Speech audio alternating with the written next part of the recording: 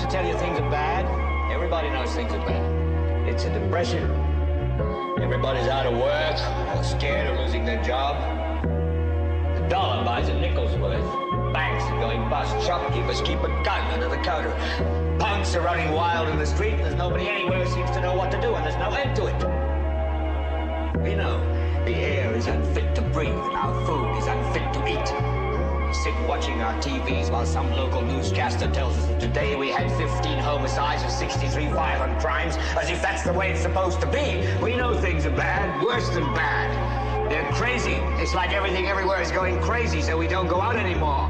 We sit in the house, and slowly the world we're living in is getting smaller, and all we say is, please, at least leave us alone in our living rooms. Let me have my toaster and my TV and my steel-belted radios, and I won't say anything. Just leave us alone. Well, I'm not going to leave you alone.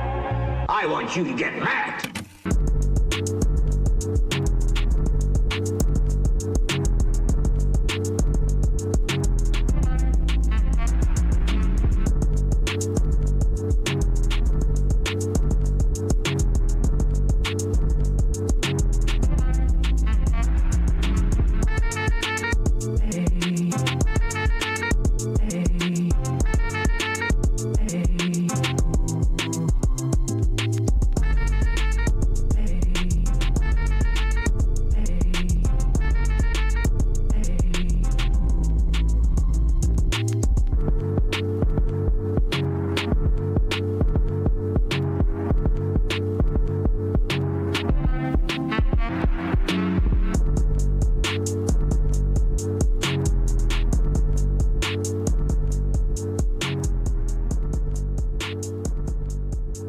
Okay, peace and blessings to you all. Welcome back. Yes, we're back, episode 13, and we're just keeping it moving here. I appreciate you all.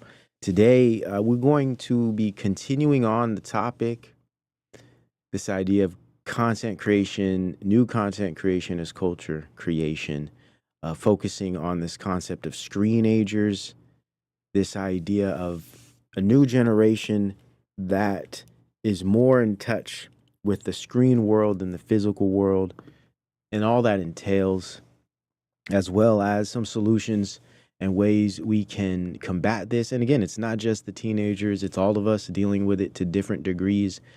But when we think of the young, we have to consider the developmental stages they're going in, the social stages they're going through, and how important they are for any human to integrate into society, and that the connection to technology as well as industry, right? Politics and industry. We're going to talk a little bit about some of these political connections, as well as this next generation that's coming, right? There's a whole new generation coming up right now that will be making a lot of the decisions down the line. So it's important to consider how these young people are coming up, how they're being raised, what their experiences are. Us adults and older generations can't just sit back and let it all unfold without speaking to it and addressing some of these things, and having something to say about it, and doing the work. Right, doing the work. So I have another clip here of Jonathan Haidt making a few more points, really, really good points to build on what we've started thus far. So let's just jump into it now, okay? Peace and blessings to you all. Thank you for being with me. Really appreciate you guys. Shout out to the chat, all the mods. I see you guys. Welcome to the Wake Up Show. Now let's go. I forgot to... Forgot to put this on normal speed here. All right. There we go. Something for 5 minutes, and also the social relationships and the ability to be a reliable employee or spouse. It's going to be rough. John, because this basically changes the vortex, right? If you start scrolling as a young teen, as a tween, it changes the way your brain is wired. That's right. Right, because the human brain is at 90% of its full size when you're 6 years old, and everything beyond that is like, some stuff goes away, some stuff tunes up, based on practice. Neurons that fire together wire together. And so if you're practicing skills, if you're playing, if you're doing chores, your brain develops in a normal way. But if instead we say, how about instead of attending to the adults around you and the older kids that you're copying, instead of that, how about you just do this all day long and you are socialized and your brain, the transition is managed by weirdos on the internet who were selected by other people for their emotional extremity, and then the algorithm fed them to your child. And wow. That little breakdown right there is, in a nutshell, what the younger generations have experienced over the, let's say, past decade. And that is extremely abnormal, right? Now, thankfully, all children haven't been growing up this way. Some parents actually limit screen time. Some parents don't even allow their children to have devices. But then again, there's those that, and this is something that hurts my heart every time I see it. And I see it every single time I go out to eat dinner at a restaurant. Usually every time there's a family and the child, usually around either two to say 5 years old, they're sitting at the table with a big iPad and they're watching, some show. And it's usually a very stimulating show like Coco Lemon or Coco Melon or something like that. I think that's what it's called. It's usually something extremely stimulating, and it's just this way for parents to shut out the child and just let them, be busy, if you will. I understand going to a restaurant with a young child especially isn't always easy, right? Depending on the child, some children are a little more outgoing and louder and fidgety than others, but this is part of being a parent, right? If you can't deal with it, don't go out to eat. Okay, stay your butt at home and cook some food for the child, right? If you're gonna go out and eat, socialize. You can socialize with each other, but still tend to the child. And you can include the child in the conversations as well. I know, as adults, we get together, we're focused on a conversation. We don't want any distractions. What better way than to just give them a device? And there you go. It's almost like the child's not even there. They disappear into the background. And it's abuse, literally. Now, I'm not saying these parents are purposely abusing their children, but if we look at it psychologically, socially, it is abuse. It's too early for us. We don't even have these kind of laws or regulations just yet. It's just cultural at this point, hence the importance of culture, right? But there might come a time where this is looked at as child abuse, giving a child a device at 2 or 3 years old for hours on end, or what have you. I've seen this happen in babysitting as well. A child will, instead of babysitting the child, giving them things to do, things to play with, they just give them a device, and they're watching movies on the device. Now, when I was young, we used to watch movies on a television, but we wouldn't be watching movies all day, and we wouldn't be scrolling through stuff. These little kids are scrolling, man. These little kids know how to scroll. They're great. They're really good with these devices. They'll learn right away. It's designed to work this way. Anyhow, it's sad, right? But this is what's happening. Instead of socializing and making relationships and understanding social cues and the rules, the social rules of interactivity, which builds confidence and know-how and your ability to speak and all of these things, instead of experiencing this day to day regularly from very young into their teen years, they're spending the majority of their time interacting with these devices, but content that is engineered through algorithms, which is exploiting aspects of their brain and their attention. Very, very dangerous. Very dangerous when you consider this is the majority, I'd say, the majority of an entire generation. Very dangerous. But if instead we say, how about instead of attending to the adults around you and the older kids that you're copying, instead of that, how about you just do this all day long and you are socialized and your brain, the transition is managed by weirdos on the internet who were selected by other people for their emotional extremity, and then the algorithm fed them to your child. And so this is completely insane what we've done. We've basically blocked human development by putting kids on screens. In America, such an important point for those that remember the early work I was doing in this area, where I was focusing on children on devices, but also children being introduced to virtual reality too early. Now, this isn't happening just yet, but I always try to look a little forward to see how things are developing now and, in a sense, projecting out and see what could possibly happen in the future. And what I was focusing on was how dangerous virtual reality would be for children in their developmental stage, as far as their developmental stage of developing their ontology, understanding what's reality, what's real, right? A young child, say between 3 and 4 and 5, is still developing those things. They might find it difficult to sparse, or should I say, to differentiate between what is real or fictional.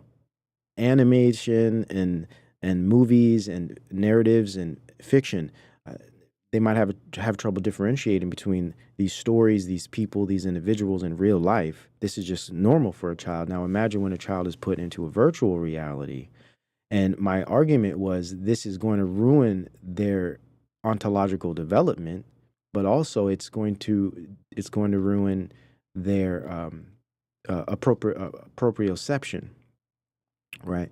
Where they don't know where their body begins and where it ends. It's this weird concept where they're confused between the physical world and the virtual world. If a young child is experiencing virtual tools and virtual creatures and virtual objects before their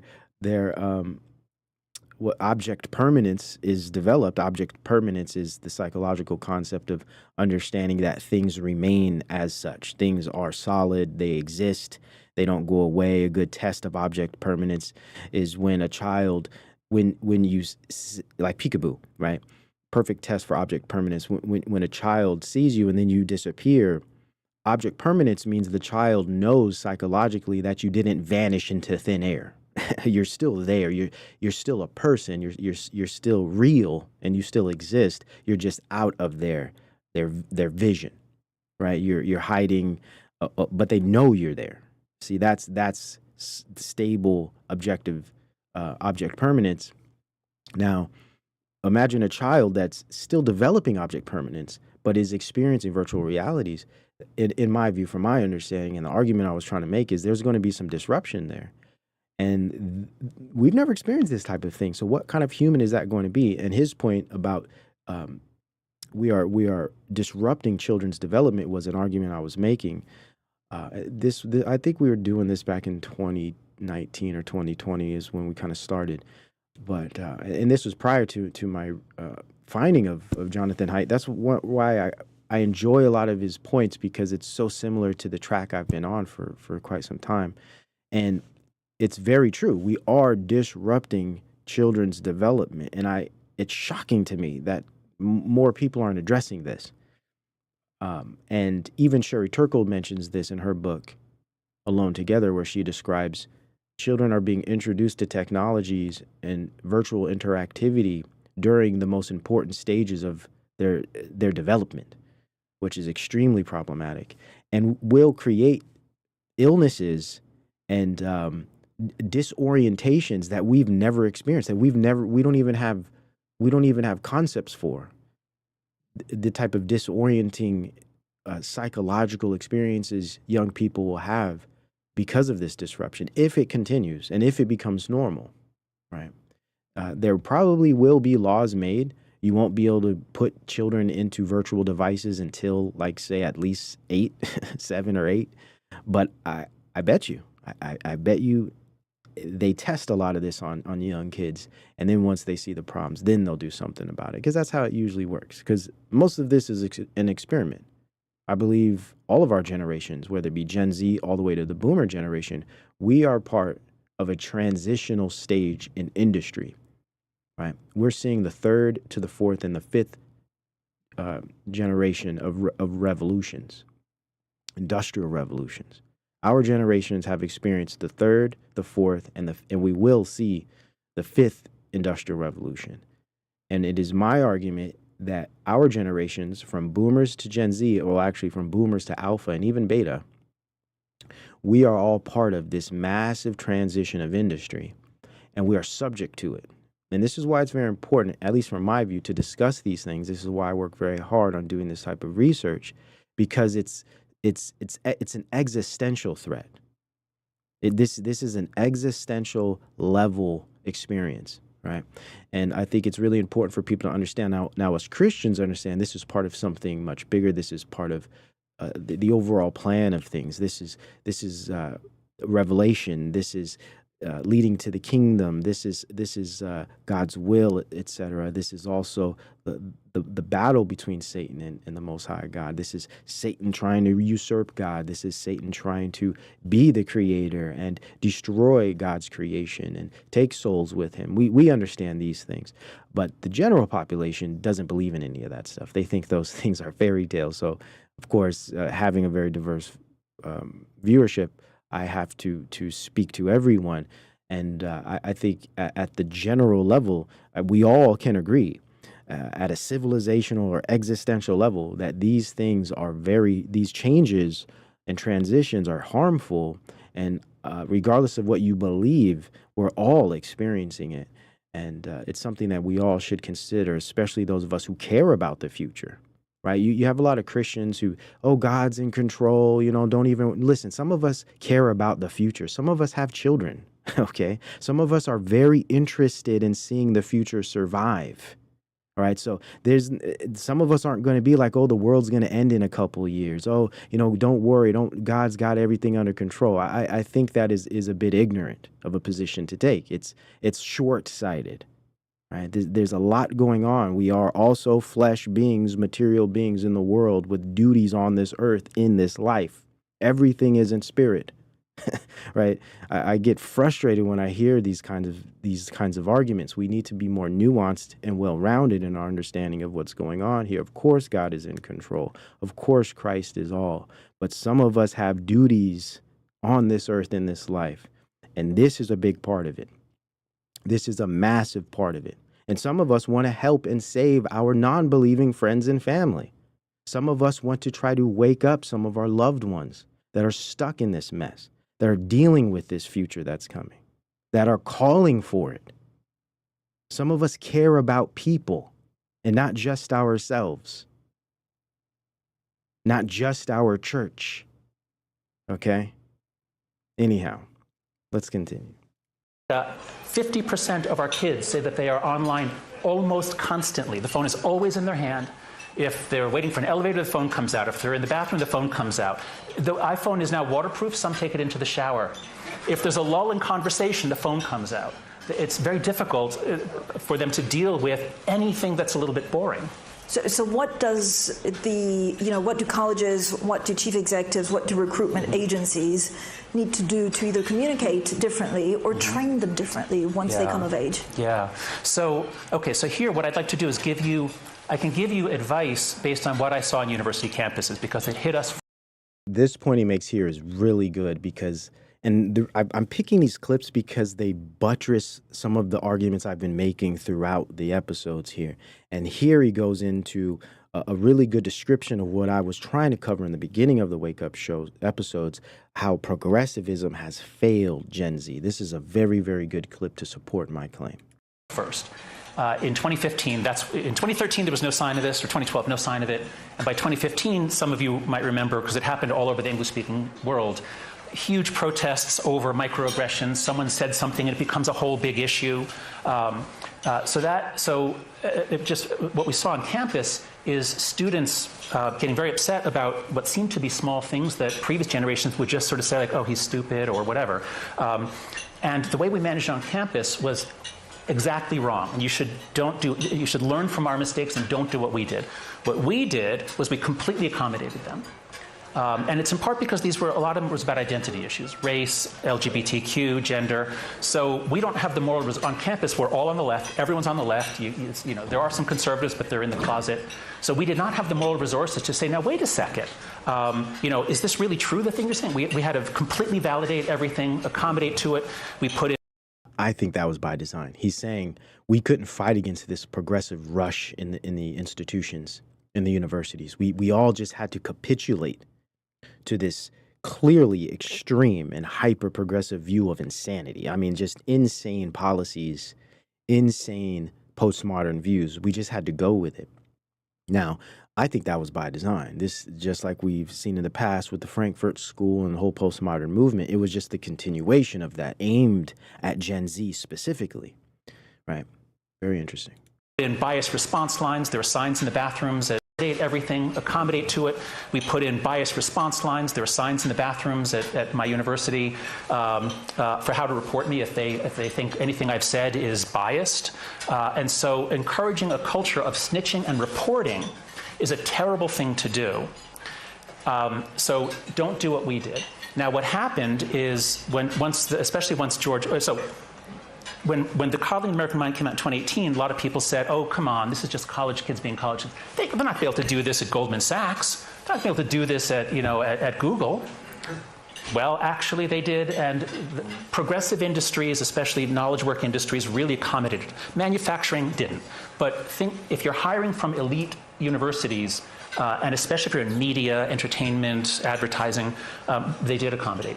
And so I'm sorry for this long explanation, but to get back to practical lessons, leadership always requires you to define the culture.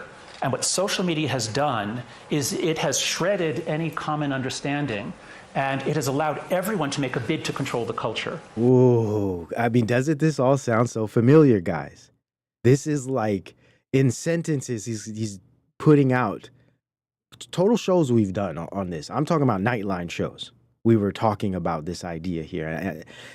Oh, it's great, because I love when I could get other individuals to present some of the ideas we talk about in a way that's far more eloquent than my own ways. And this is excellent. So yes, it's like there's this battle for culture, hence content creation as culture creation, right? There's this battle for culture online. Now we no longer look back to our roots, legacy, all of the heritage, tradition. We don't look back anymore to give us foundation to move forward and to build off of. I got a clip a little later about R&B music we're going to cover where they get into this. It's a great little clip here. We're going to talk a little bit about music, because I'm going to refer to what Bari had brought up, and King Sir last episode yesterday about music, well, about nostalgia and the change in the new generation regarding nostalgia, but focusing on music. Because I remember Bari had mentioned music and how important music and the nostalgia of music has in memory and our identity. The music we grew up with and how important it is to our identity and emotions and feelings and place in the world, relationships. I mean, I could listen to songs that would put me right back into, 1990, or I could remember songs that will make me feel things about a relationship I had in the past as a kid or something. Like, it's wild how rich and meaningful these things are. But anyhow, that'll be at the end of the show. But this is such an important point. Now we're in a position where we no longer reach back to build off of culture, keeping a lineage or a foundation that's strong and stable. Now culture is a free-for-all. And the problem is it's a free-for-all. Everyone's vying for cultural virality. But it's not like we're really producing it, right? Because the algorithms are really in control of what's viral. And that's the scary part. So it starts to look as if the technology is influencing the culture.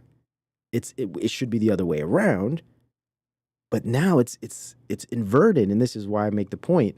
Culture is now today downstream from technology, borrowing from Marshall McLuhan's concept of the medium is the message. Our message, or our culture, our information, our language. Culture being language, how we communicate, what we believe, how we make meaning. Our message is now a medium. Fascinating. Let me run this back, man. I'll put the link to this I'll put it in the chat, and then I'll also put all the links to these clips in the description for you guys. Okay? Because I know some of you might be interested in watching the whole thing. But to get back to practical lessons, leadership always requires you to define the culture. And what social media has done is it has shredded any common understanding, and it has allowed everyone to make a bid to control the culture. And in universities, we allow the students to set the culture. And that's why American universities have committed the greatest act of brand destruction in American history. We used to be so respected in 2015. Now our brand is in the toilet because of the stupid things that we did. And so you have to set the culture, which means don't give in, don't accommodate. Now, do listen to them. Every generation brings complaints, and some of them are right. Like, for example, why should bankers work 100 hours a week? Gen Z is saying we don't want to do that, and I think they're probably right. So listen to them, talk to them, but don't be very wary of accommodating. And you have to define the culture, and the key word you need is anti-fragility. So anti-fragility refers to the fact that humans are not actually fragile, that especially young people, we need setbacks and challenges and problems, and then we grow by overcoming them. And so, so if you say, I want you to succeed in this job, I want you to grow. So I'll give you a choice. I can either give you feedback the way many do, where we're afraid of hurting your feelings and we're afraid you'll freak out, and I'll be very gentle, but I don't think that's really what you want. The other way we can do this is I'm going to give you tough feedback. I'm going to tell you everything that I think you did wrong because I want to help you. I want you to succeed. And what I find is I teach undergrads and MBA students at NYU Stern. What I find, I give them that question, which one would you want? 100% every year say, give me the hard feedback. But if you don't preface it, if it's just you just give hard feedback, a lot of them are going to feel very hurt, and many of them will ghost you. They will leave without even saying goodbye. So you have to understand, this is not their fault at all. No blame. Don't make fun of them, as we often do behind the scenes, both in the academy and in business. Very important point. Very important point.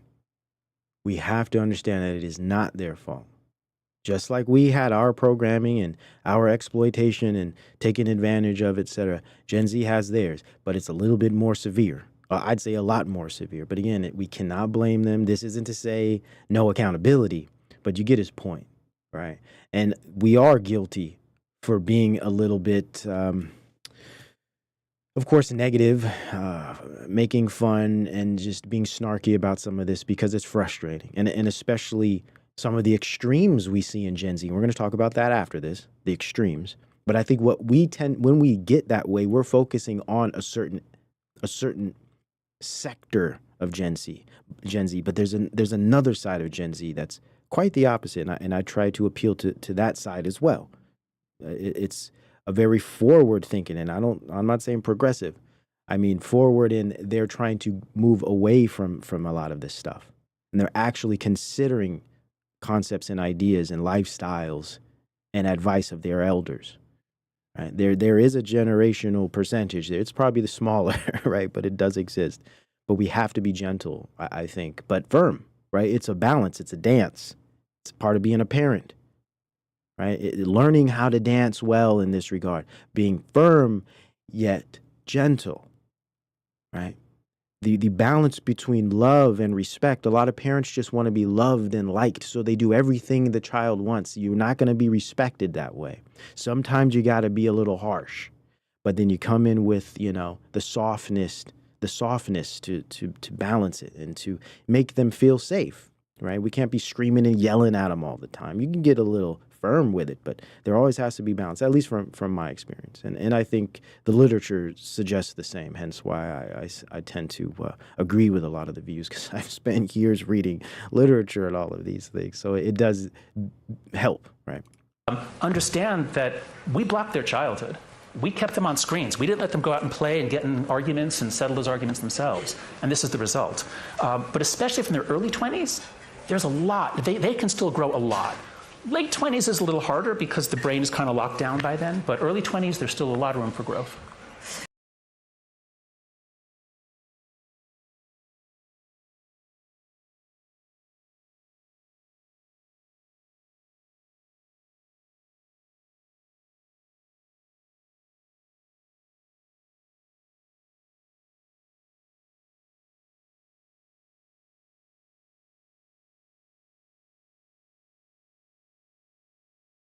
You've got to be the parent, not the best friend.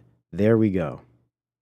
Yes, children will respect you more later when they come into maturity. Well said, Hulk. Yes. Yes, man. Okay. It's so important, man. Yeah, I was muted, but thankfully I wasn't saying much. I wasn't saying much at all there. I was just transitioning into this next. I want to show a couple more things here. Let me pull this up. Um, okay, let me pull this up here. So I see these things building off of what we've been talking about. These are some things to consider regarding this generation and some of the things they're dealing with here. So, of course, normative narcissism in supermodernity. The easiest way to look at supermodernity is excess, right? Information glut, excess of everything, instant gratification, excess of information, hyperconnectivity, right? Everything at your fingertips. Time and space is smashed to nothingness. You could almost have anything you want in this virtual world of fun and games, right? That's a way to look at super modernity.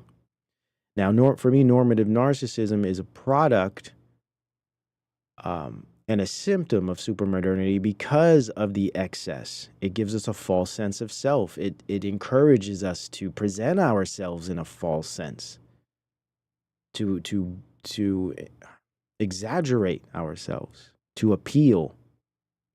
Now, this has to do with the symbolic and image-based earning. We earn our way in the world through I'm speaking to those who kind of come up on social media and experience their life through social media, especially the young people, right? If you're between, say, 16 and 25, this is just the norm for most young people, unless they're really getting out there and mixing it up in the physical world, which is, I'd say, the minority. So it's a symbolic and image-based earning of things. So you earn based on what you show. Image is everything, right? And then this creates a warped value system. Now, some of the key things here is virality, right? Which, in my understanding, is acceptance and approval. That's why people seek virality. They seek virality due to its ability to give a sense of acceptance and approval. Loneliness is a big part of supermodernity in that we're hyper-connected or hyper-communicative, but we're not actually connecting. We're not actually experiencing people in the real. So our social fabric is of a lower quality, which creates a type of loneliness. You could have 1 million followers. You could have 1 million friends on Facebook. Do you know any of them deeply? Now, of course, there's a degree of virtual friends. This is a healthy part of our experience, I think, to have virtual communities like the one we have here. As we always say here, there's systems of support, right? They support your general existence in the world, your general life. So loneliness becomes a reality when the virtual is all that people have for the most part. And some people are fine with that, right? But I think that's a minority too.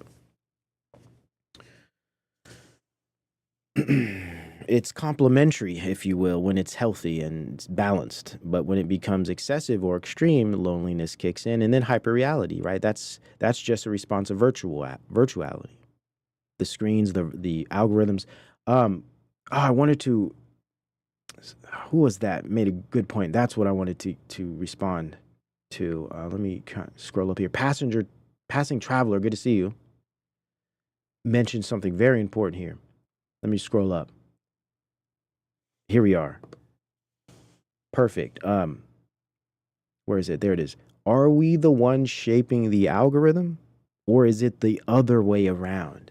This is a profound question and a very important one to consider because it describes exactly what I mean by hyperreality. Now, there was a time where we were shaping the algorithm.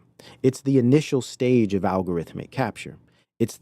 This has to do with, and there's not a whole lot of studies on this, and I've been trying to start my own research in this area. Maybe one day down the line I'll produce something, but it's important to consider human AI interfacing as a relating concept. And I know that sounds weird, But we have to consider these things moving into the future. As we relate with other humans, we're now creating a new type of relating with AI. It's relating to us in our lives in a new, novel way. Human AI interfacing. So part of this human AI interfacing or relationship, if we're going to use that term, definitely both, but let me describe how I look at it, okay? Definitely both though. I am T.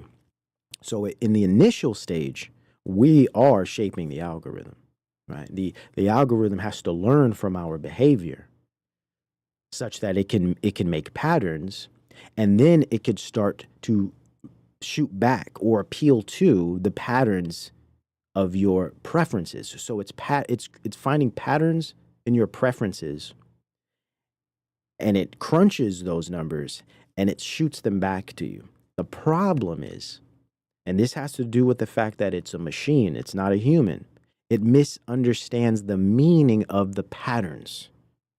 Just like a person wouldn't misunderstand the meanings of your behavior unless there was something significantly wrong with them psychologically. We understand each other through social cues, through experience of socialization, forming relationships throughout our lives, family, friends, social groups, especially sports or any type of extracurricular activities. These things shape us socially as humans, such that we can read each other's behaviors and gestures and points made. A machine can't do that. A machine is creating a pseudo value set based on what it thinks you prefer or thinks you like. And it mathematically, through logic, shoots these things back to you, thinking these things are what you like, but it doesn't understand the meaning of your preferences. And we could even consider the concept of preference. Isn't that a qualitative thing? It's qualitative. What you prefer is quality-based. AI does not understand quality. That's a human phenomena, qualia. It tries to quantify qualia, which is never accurate. So what happens is, as we shape the algorithm, it begins to shape us.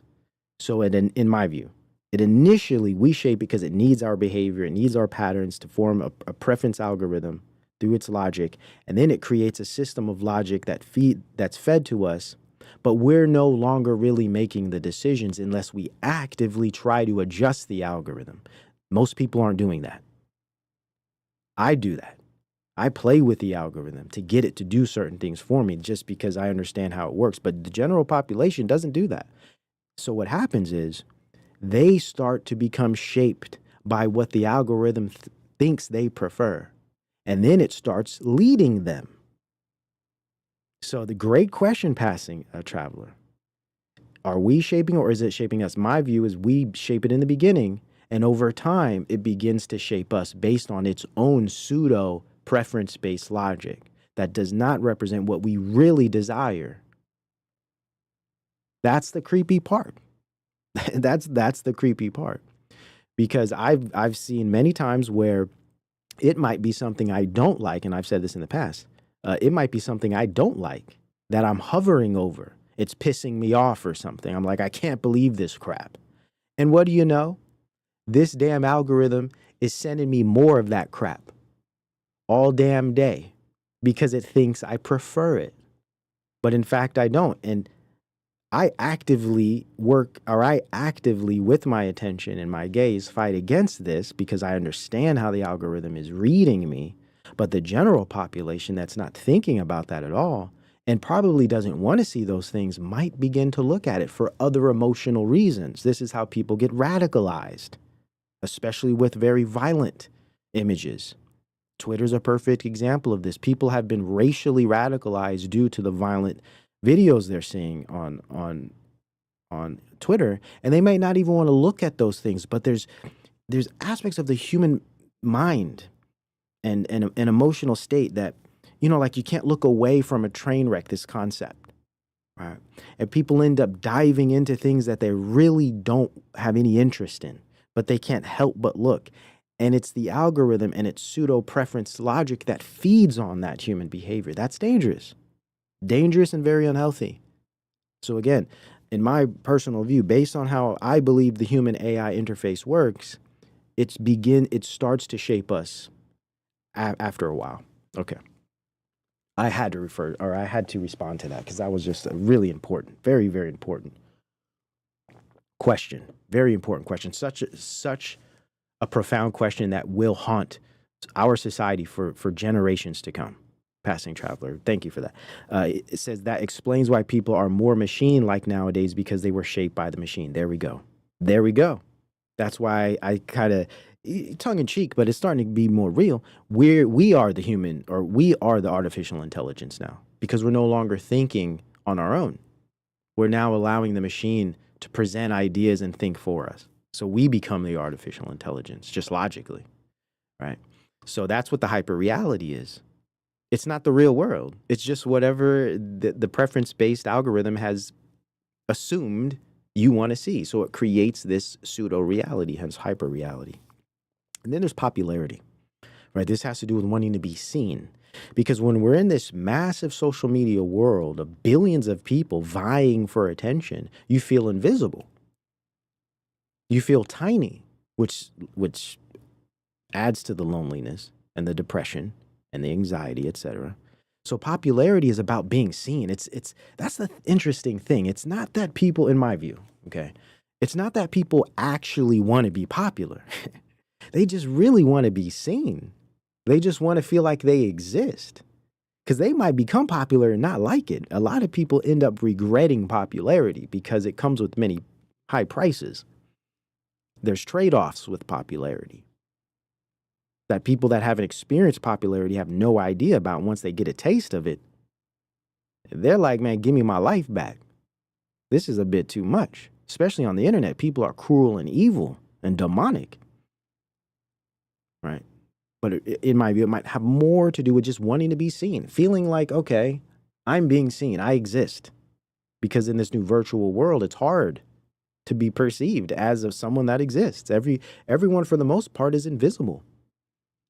Right? That's why people are just vying for some type of presence, vying for, some type of status or clout, what have you. Now, survival, another aspect of this. We're gonna touch on all of these things with different clips here in a minute. Survival, right? Economic survival. Gen Z is in a situation where through their upbringing, their formative years, economies are transitioning. Massive change across the board, industrially, institutionally, economically, things are transforming. So let's also add to it inflation and all of this crazy crap. Right? Yeah, vanity would definitely go with normative narcissism. Absolutely. Yeshua, good to see you.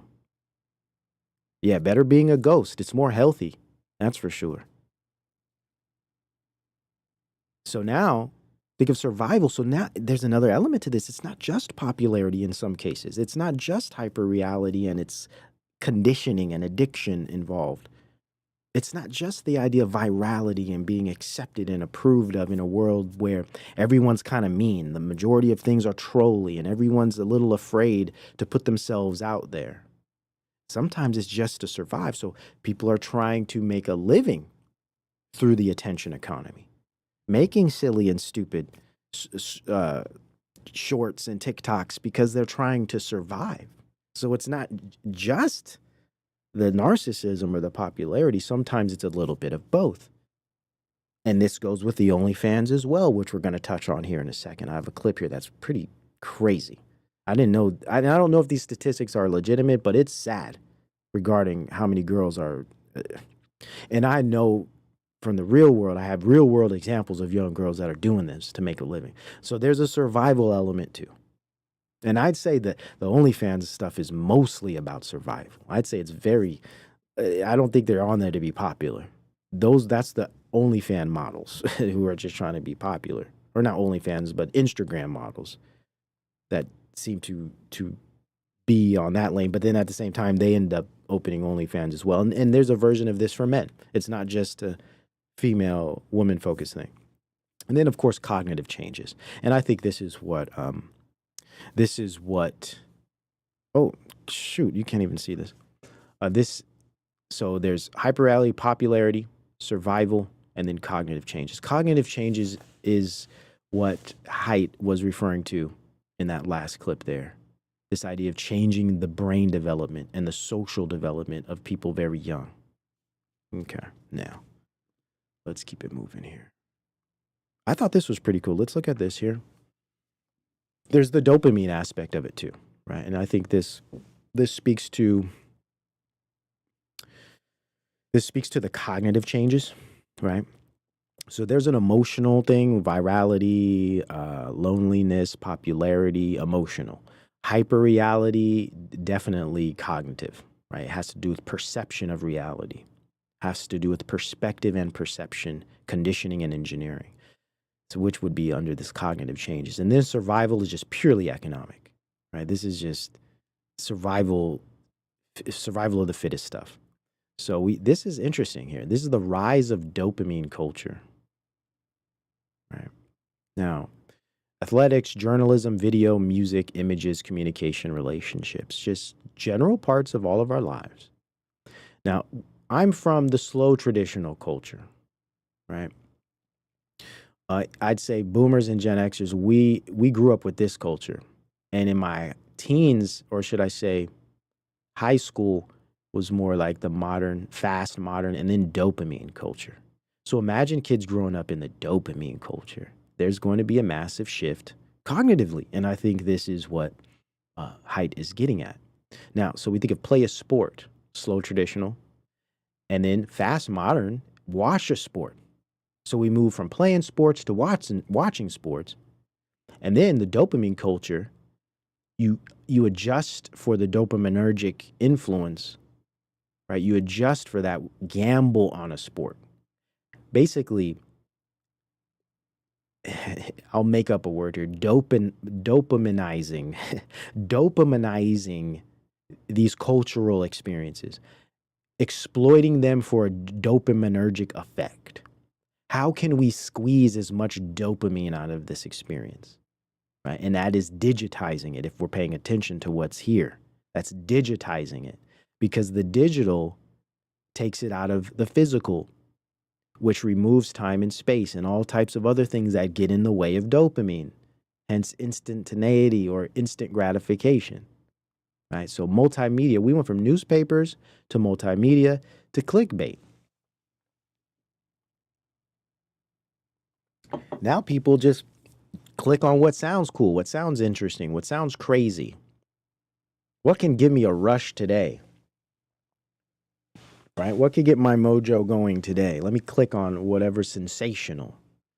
Right? And then there's film and TV, to video, to reels of short videos. So we went from watching long form, like the work here. This is more educational. It's entertaining, but it's like entertaining but educational. If you're watching any of my work, you're going to have to think. First, you're just going to have to keep up with me, period. So your brain's going to be clicking it, okay? And I think I contribute to the development of brain plasticity in that regard. But that has to do with all types of long-form media for the most part. Even if you're listening to an audiobook, you're thinking, you're imagining things, right? This is good for the brain, good for the mind. Now, going into reels of short videos changes everything. It becomes a unhealthy dopamine, right? Good dopamine is when you're reading a book or thinking over time, engaging with something, right? That's good dopamine, right? That causes a little work. You got to do a little work. It's not passive. You can't just passively listen. You actually have to actively think and pay attention and consider a lot of ideas or a lot of things at once. This is the opposite of that. Now, albums, we go from albums to tracks. You guys remember? We used to listen to whole albums until the streaming world came around and we started going to tracks. I mean, there were singles. Singles would usually introduce you to the album. Very rarely did you only listen to the singles. The singles just got you hyped for the album. Now, or then it moved to tracks where we would download tracks. LimeWire kind of started that, right? And then TikToks. So now music, and we're going to touch on music at the end here. It's a nice little clip here. How much has changed that really gets into this. And now have you guys noticed music, the music industry lives through TikTok now. TikTok is the marketing machine now. Like there's no need for A&Rs anymore. TikTok is the A&R. People just coming up off of TikTok now. If your track, like a 20-second snippet of a song can go viral on TikTok, you're a household name. Now that doesn't mean you're going to have any staying power. People might forget about you in a few months, but that's where we're at now. There's no memory. Hence this weird nostalgia because everything is in flux. Everything's in constant movement, as Haidt said regarding culture. Culture is constantly shifting, and the algorithm has more to do with it than anything else. It's a sad reality. It is.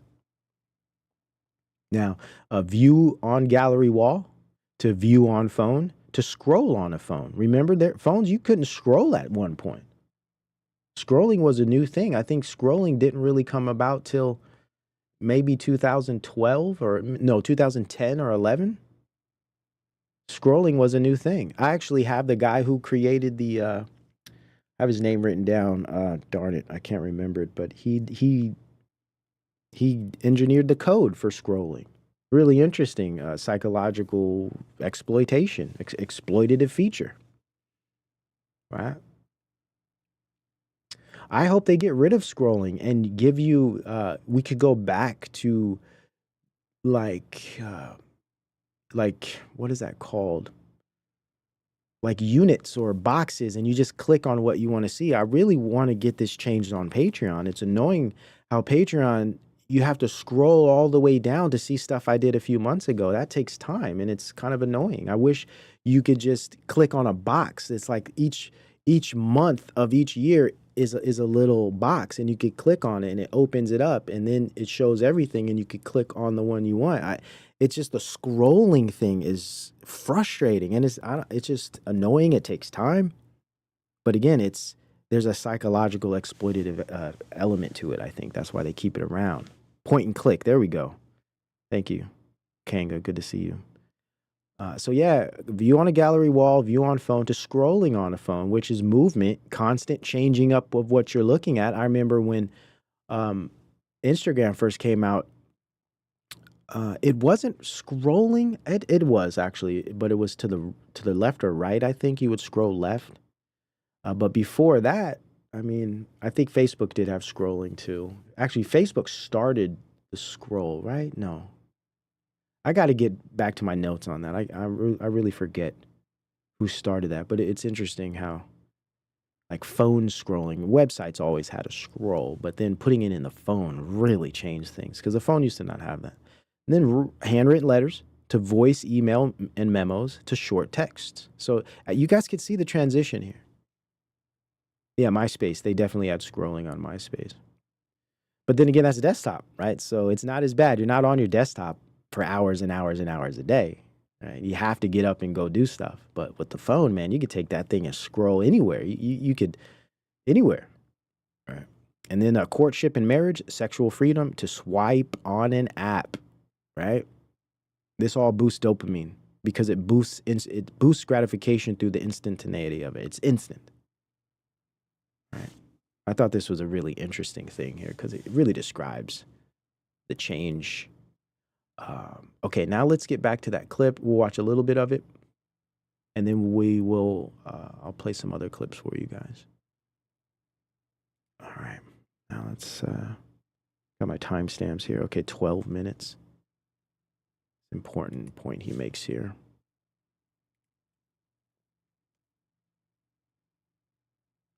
Is to President Trump, how Mark Zuckerberg is close to President Trump. What does that mean for regulation? Oh my God, I mean... So this has to do with the regulation of these applications and these technologies. Unfortunately, they're deregulating. As I mentioned in the last Future Shock show, Trump is going full-on accelerationist. He wants to push this stuff forward under the guise of beating China.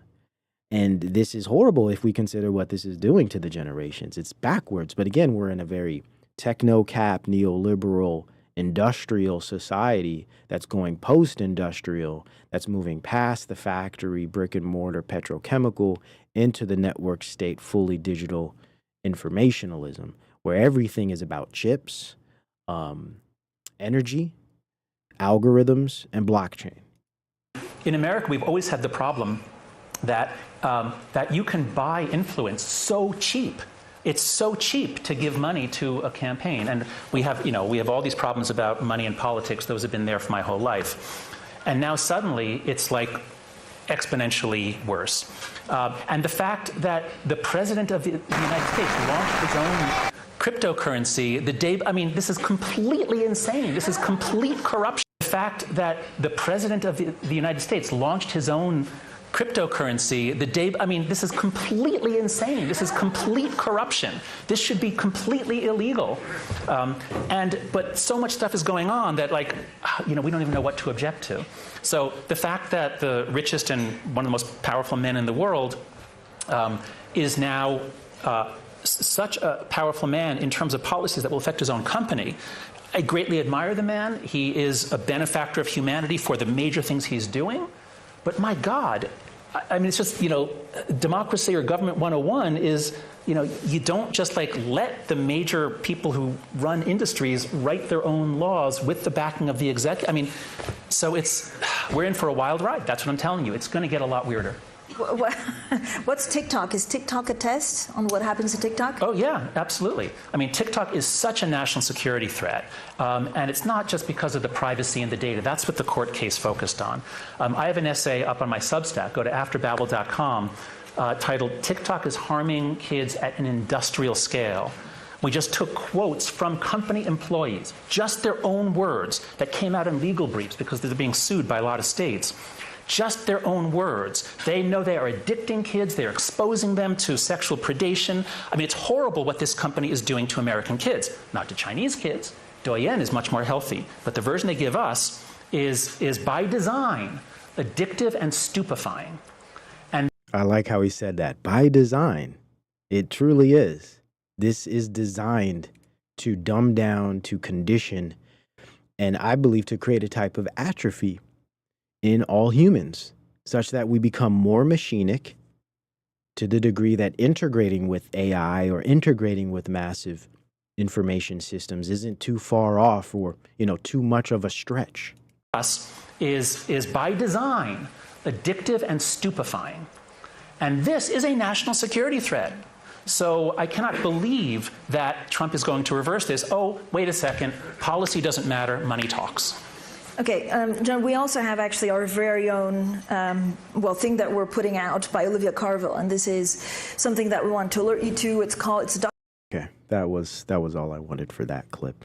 All right, now let's get into some other clips here. We're going to talk about Barron Trump a little bit shortly here, because he seems to be, especially politically, this new symbol of the future for the Gen Z, like the new future leaders of the world. Right? They're propping him up this way. It's really, really interesting. And we're going to talk a little bit about some other really interesting Gen Z cultural experiences, building off of some of the ideas and concepts we've had. But before we do that, let's go back a little bit to the older generations. I have a clip here of Cameron Diaz, this is just a really interesting clip where she discusses her experience with her first experiences with a camera phone in 2003. And what I like about this is it shows how some of us were around when this stuff first came on the scene, and it was mind-blowing. It almost seemed impossible. And then to juxtapose that with a generation that grew up with nothing but this, you discover how different generations are at the psychological level. And to me, socially, that's very fascinating. So let's check this clip out.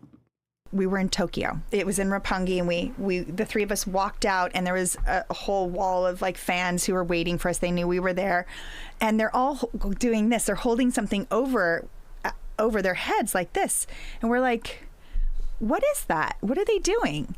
And the woman who was our host there, said, they're filming you. And we're like, on their what? They're like, they're taking pictures of you. And we're like, on what?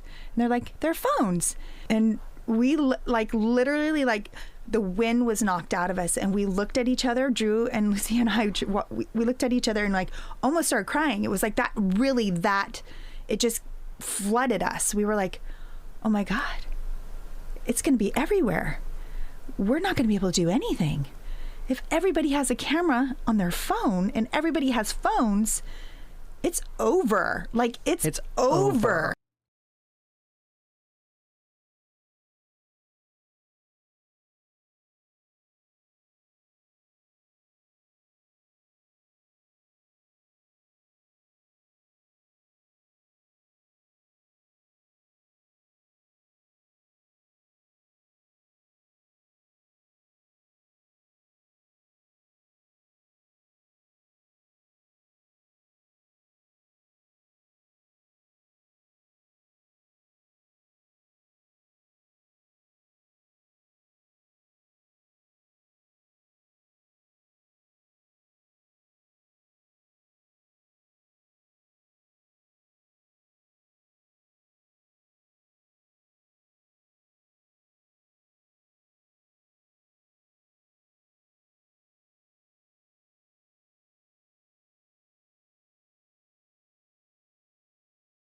Ah, damn it. Ah, ha, ha. Shoot.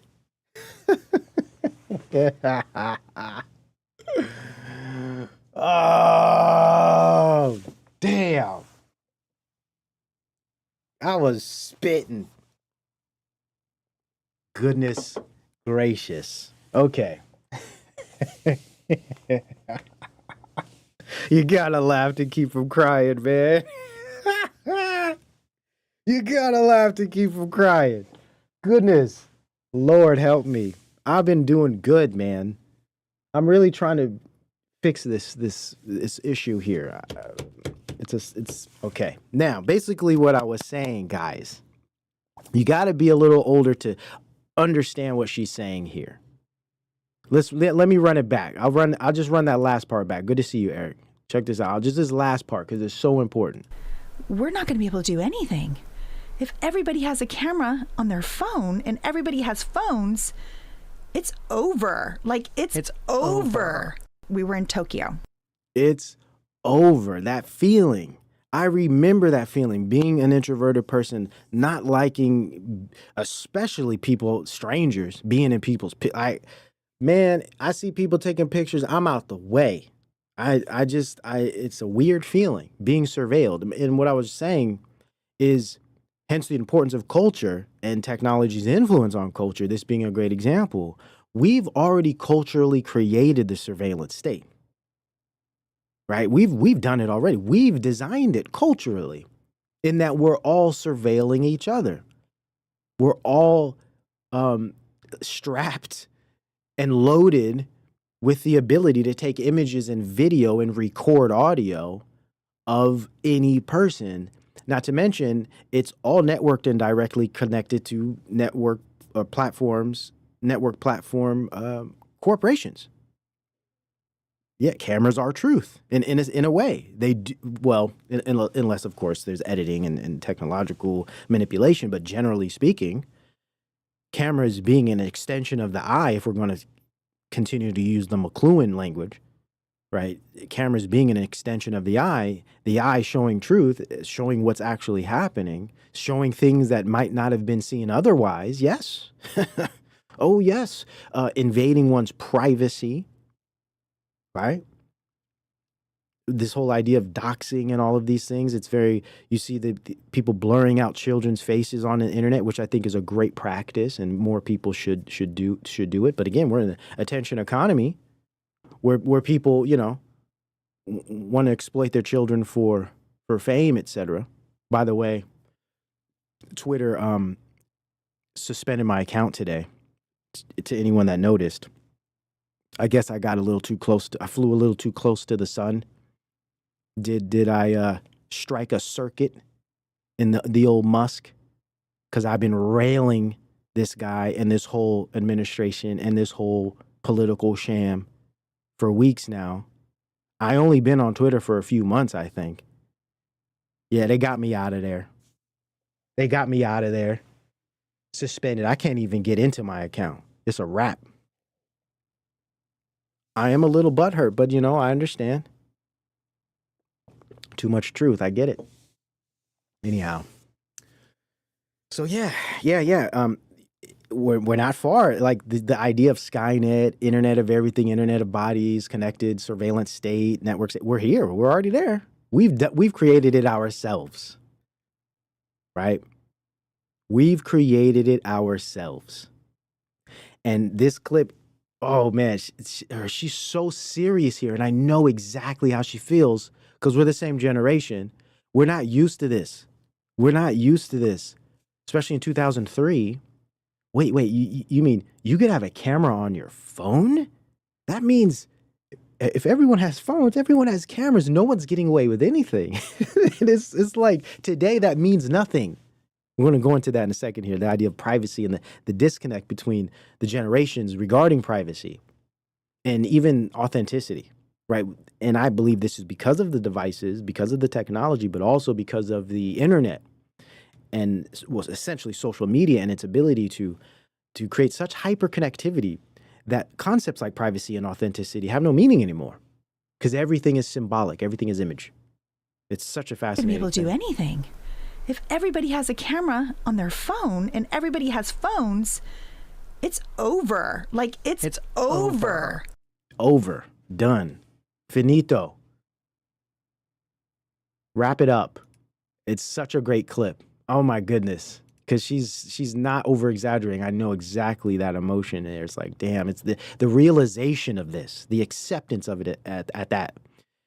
Accepting the fact that, okay, this is an industrial thing. It's culturally accepted. There's literally nothing we can do about it. I'm sorry, but we're going to have this same kind of realization once they roll out digital ID, once they roll out CBDC or maybe some crypto pseudo CBDC, because there's nothing anyone can do about it. Once it's diffused into the culture, accepted culturally, industrial, built by way of infrastructure, and becomes part of policy.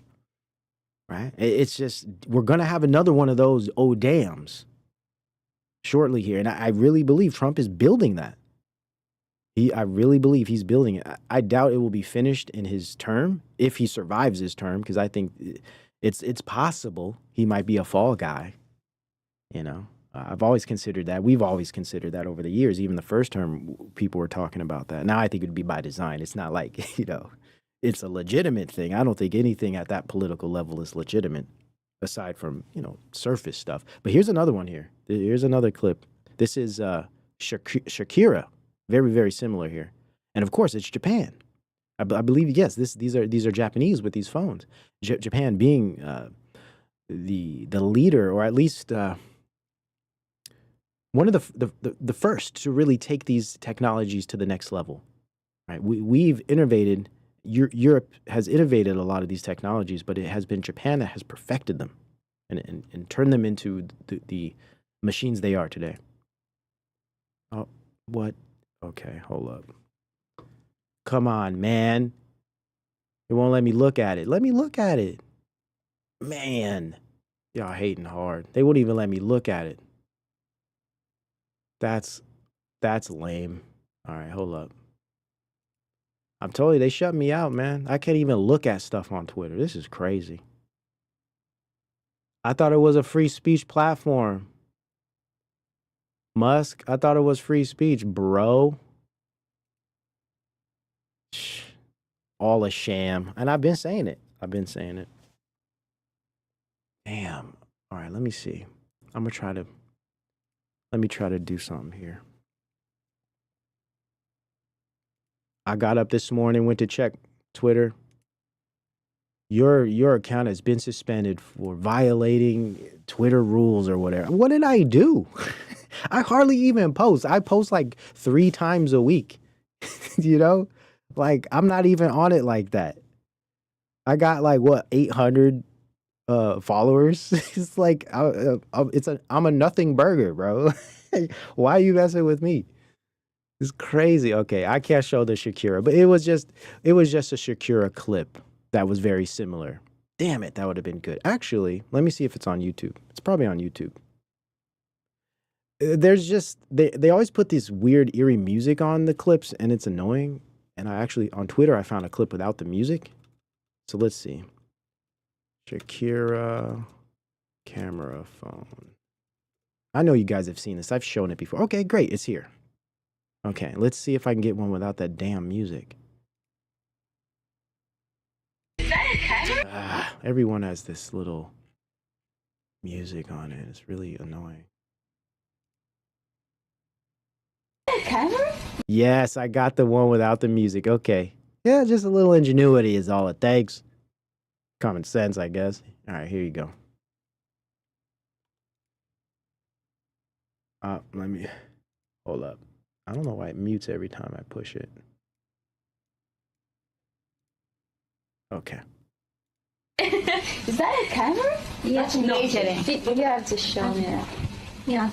She's like, is that a camera you have on your phone? She doesn't even believe it. Oh my gosh. I know. Es mi móvil, pero tiene cámara. No te lo puedo creer. Es espectacular. She's tripping out. Where do you find this? But this one doesn't work in America, no? She said, where did you find this? Does X suspend accounts permanently? I've heard people permanently suspended. I'm trying to appeal it. However that works, I just clicked on a button thing and I'm just waiting to hear. I'm not expecting to get the channel or the account back. It's whatever. You know, what can I do? It says I can't make another one, which sucks. But we'll see. Yeah. Thank God, because imagine all the paparazzis like. Yeah. It's true. It's true. It's a dangerous tool. It's a dangerous tool, she says. Yes, they know. See, you got to come from a different generation to have some understanding of the importance of privacy, right? And anonymity, right? Because there's a danger about ubiquitous surveillance. Even if it's just personal phones on people's bodies, you become part of a spectacle, if you will. If everyone's taking pictures and filming everything, you can't go anywhere without being filmed. I think about this all the time, and sometimes it may be too much. But I know there's black markets of, film and images of people who were in pictures and videos that weren't supposed to be. And there's a market for this kind of stuff. And this is how they track down. I think it's part of the, like the child rings, if you will, and all of this stuff, this black market photos and videos, and then there's the secret cameras that they have in certain places. I know that's real. Yeah, privacy is dead, and it's been dead for sure. But it's there's this thin line between what we have left of privacy and just full on pure transparency, which is where we're going, right? It's a dangerous tool. Oh my God, it's even digitally moving. It's a camera. It's a video. Yeah, it's a video. I don't have video. Esto no es video, pero. Yeah, this video. So camera. What's her name? Cameron Diaz was tripping off of the camera on the phone. Now this is a video, so they're just like, what? A video? Y'all got video on this little thing now? Goodness gracious. Oh, there we go. All right, that was excellent. I love these clips because I remember when all of this stuff came out and I couldn't believe it either. To us, it was cool. It was amazing. But a lot of us weren't thinking about the privacy. Peace to you, Organic Petals. Good to see you. Thank you for being with us. Yeah, look at her body language, right? Shout out to Worm. She's tripping out. It's like, whoa, dude. This is like a new era of surveillance and invasion on privacy. Yes, exactly, Organic. They've been there for a long time. And that's the interesting thing about Japan. They were decades ahead.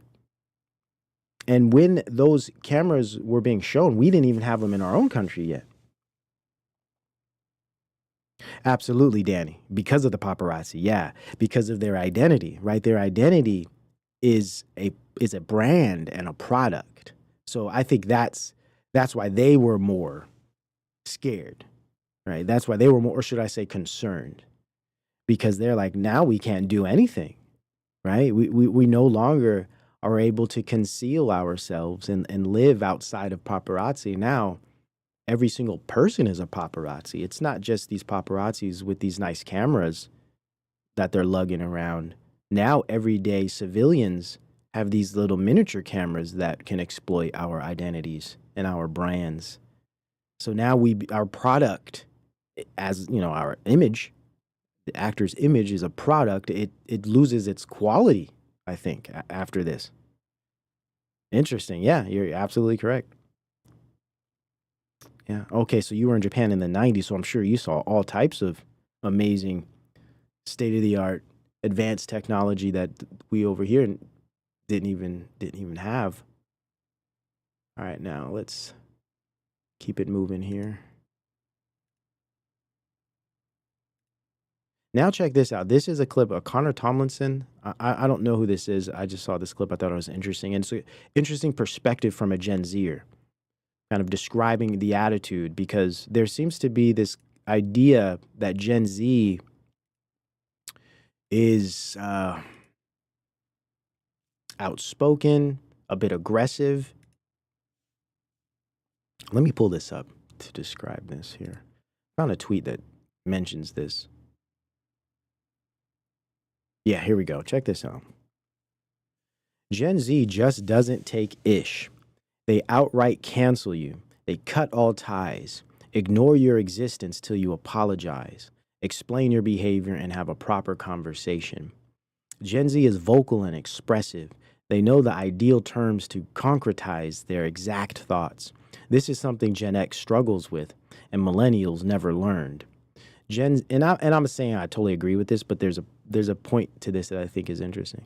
It's more nuanced than this. It's not this cut and dry.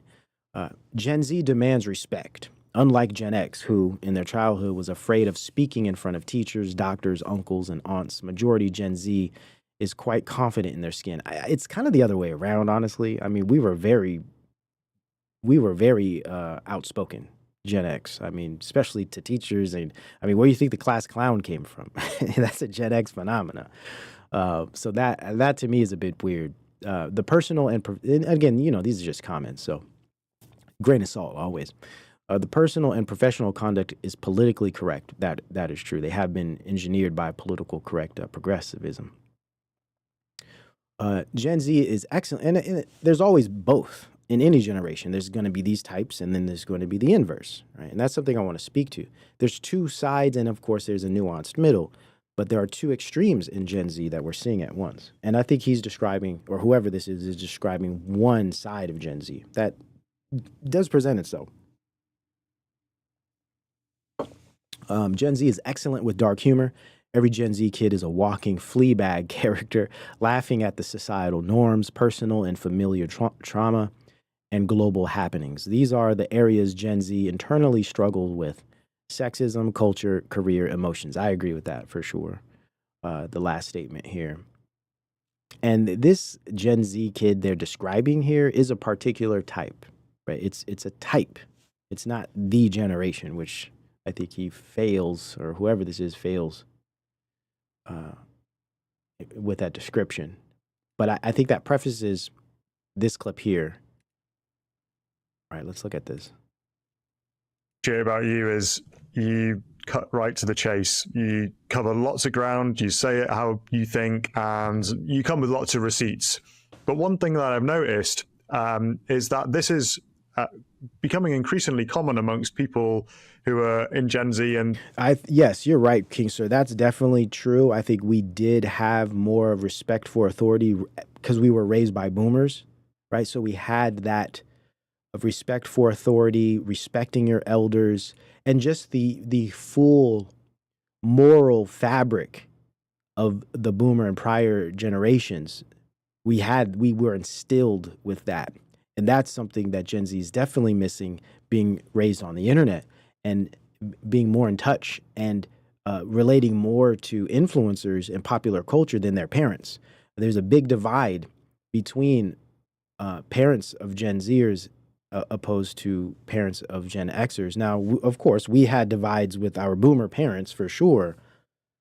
But this idea of respect, I think, is very important. What you're saying here is very, very important because we did have that instilled in us. Even though we could get out of pocket and be a bit rebellious, a lot rebellious, we still had that for sure. That would classify themselves as being on the right. Why do you think younger people on the right don't have time, it seems, for beating around the bush when they're talking about issues that their generation's facing? Because we have nothing to lose, and because we don't really want to be liked by the people that we perceive as having screwed it up. Like, we don't share any paradigm priors with the boomers. The amount of times I've been on telly with a 50 or 6-year-old and they're staring at me like some upstart when they have so many unexamined suppositions baked into everything they've said, and they don't realize how they have deprived me of the same familial structure, or at least others around me of the same familial structure that they themselves benefited on when they arrogantly went forth and said, you need freedom from all of that. I mean, there are young men who have never known their father. This is such an important point, and this adds to my argument about progressivism and how it has robbed a generation. It has failed them in that it taught them they don't need structure. They don't need foundation. They don't need morals. They don't need families. Families are bad. They're, patriarchal, all of these things. Men are abusers and, all of this hyper-feminist stuff. So this, and again, this is more of a rightist take for like the right side of Gen Z. I think this is a good description of a lot of what you see online. And then there's the leftist Gen Z, which is quite the opposite. And again, there's extremes. But these are real points, and I understand, and I empathize with the generation that has went through this, and I think that they are correct in speaking up about it. You need freedom from all of that. I mean, there are young men who have never known their father. Like, do you know what that does to a guy? How do you expect him to appreciate hard work or masculinity or the value of family? He's struggling upwards through the cultural mud to reclaim that. And then you pour scorn on him and call him a resentful incel and a misogynist. No, screw you. No, we just don't care anymore. You've subjected us to lectures about gay race communism and feminism and how oppressed minorities are for how many years, and then legally discriminate against us. You deprive us of the opportunity to have homes and families and jobs where we actually make things for people we care about. No, I don't want to be liked by you. If I was liked by you, if you thought I was acceptable or sensible or an adult in the room, I'd feel like I was failing on my job. So no, actually, we will upend the entire paradigm. We will treat you as Christ treated the money changers in the temple. We will drive you out of politics with a whip, and we will have a healthy civilization again, even if it kills you guys. Wow. Heavy. And I think this speaks to the anger and the frustration, right? I think it speaks to the anger and the frustration, and it's justified. It's justified. And this speaks to the extremes. Let me pull this up here.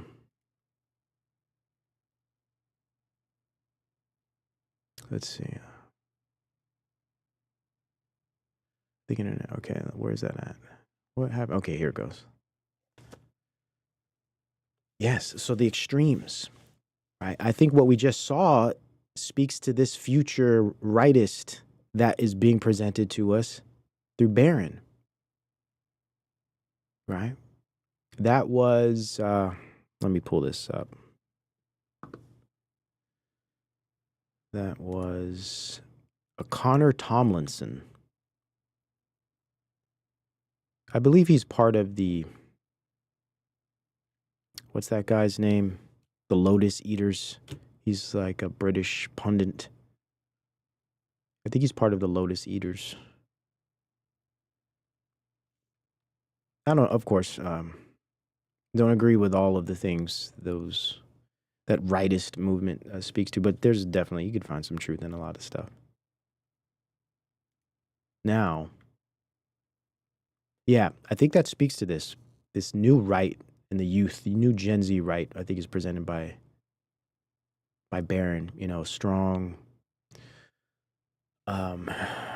traditional, going back to a more authoritarian kind of view, taking no prisoners, tough love, taking it back kind of thing. And then of course you get the left with with this one here.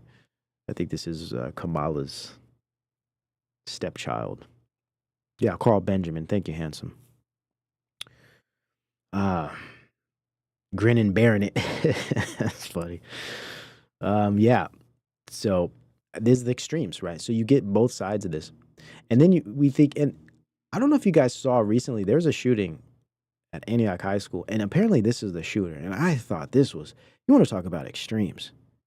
You want to talk about confusion. You have a young black Nazi or white supremacist, and looks like some type of socialist or Marxist or something. What is it called? Social nationalist. It's just so crazy, and I think this is an op. I think this is an op. But I'm just showing you these as examples of the extreme. All three of these people. You got this example, which is born out of the internet. Born out of the internet. All of this is born out of social media, not really the internet. These kids aren't on the internet anymore. Hence dead internet theory, which we're eventually going to get to as I get through all of these different points. This is born out of social media. This is TikTok culture here. I mean, it's just everything is mashed together. Nothing makes any sense. You talk about absurdity. This is crazy. Yeah, got driven off the edge by new right media. This is algorithmic capture. I think this stuff really happens. Whether this is an op or not, I think this type of radicalization that I mentioned earlier is real. And it happens on both sides. I mean, you get this stuff too. You get this crazy stuff too. So these are all just very big extremes with the Gen Z that I'm noticing. You get this hyper-rightism, which is, it's like an overcorrection, overcompensation happening on both sides. And you get this kind of confusion. And of course, you get this Jezebel type, that's lost, the OnlyFans girl. And of course, we compare them to our older archetypes. Bud and what's her name of Married with Children. It's just interesting to see the change. All right. Very, very interesting. Okay, now let's go to another clip here. Speaking of OnlyFans girls, check this out. 1.4 million American women on OnlyFans. This is disgusting. And I don't know if this is true. Regardless of the fact, it is absolutely disgusting. If you guys have heard or not, but women can be literally anything they want. And feminists are so proud online saying that feminism is about the right to choose and female empowerment and this and that, right? Okay, so all that fighting for equal rights, all of that, and you guys still choose prostitution. You guys still choose modern day prostitution. It's so crazy to me because if you went to a hooker on the corner and you asked her if she wanted to be in that life, she would not. She would tell you she does not want to be in that life. She would do anything to get out of that life. But you guys are sitting here and you're choosing to be prostitutes. And don't come at me with the whole, oh, you don't know, we need the money, blah, blah, blah. Shut up. No, you're making less than $200 a month on OF. You could easily make more money at McDonald's, but you find that degrading. Most of you wouldn't work at McDonald's because you find that degrading. You're doing it for the attention. I mean, I have to agree with that. Now, I do understand we had it a little better, but listen, we was working at fast food joints. I worked at a few, and I had no issue. No one had issue with it. We were trying to survive. We were making money. We worked multiple jobs, right? We had weekend jobs. We had day shifts, night shifts. You have a weekend gig. Sometimes we had a part-time job that worked around the hours of our full-time job. That's how we made it. Now, of course, the economy was different. It was, sure. Inflation wasn't what it is. Rent wasn't what it is. But I know many Gen Zers that are surviving in this by doing what we used to do. Getting it how you live, working to your best ability, making ends meet, and working multiple jobs, multiple gigs. It's not a new phenomenon. I mean, we were doing it in the 90s. And we didn't have a problem working, for Long John Silver's, okay? We didn't have a problem working, summers at Great America. Right? We didn't have problems knocking on people's doors, trying to get work, getting out, riding around, seeing where we could find work.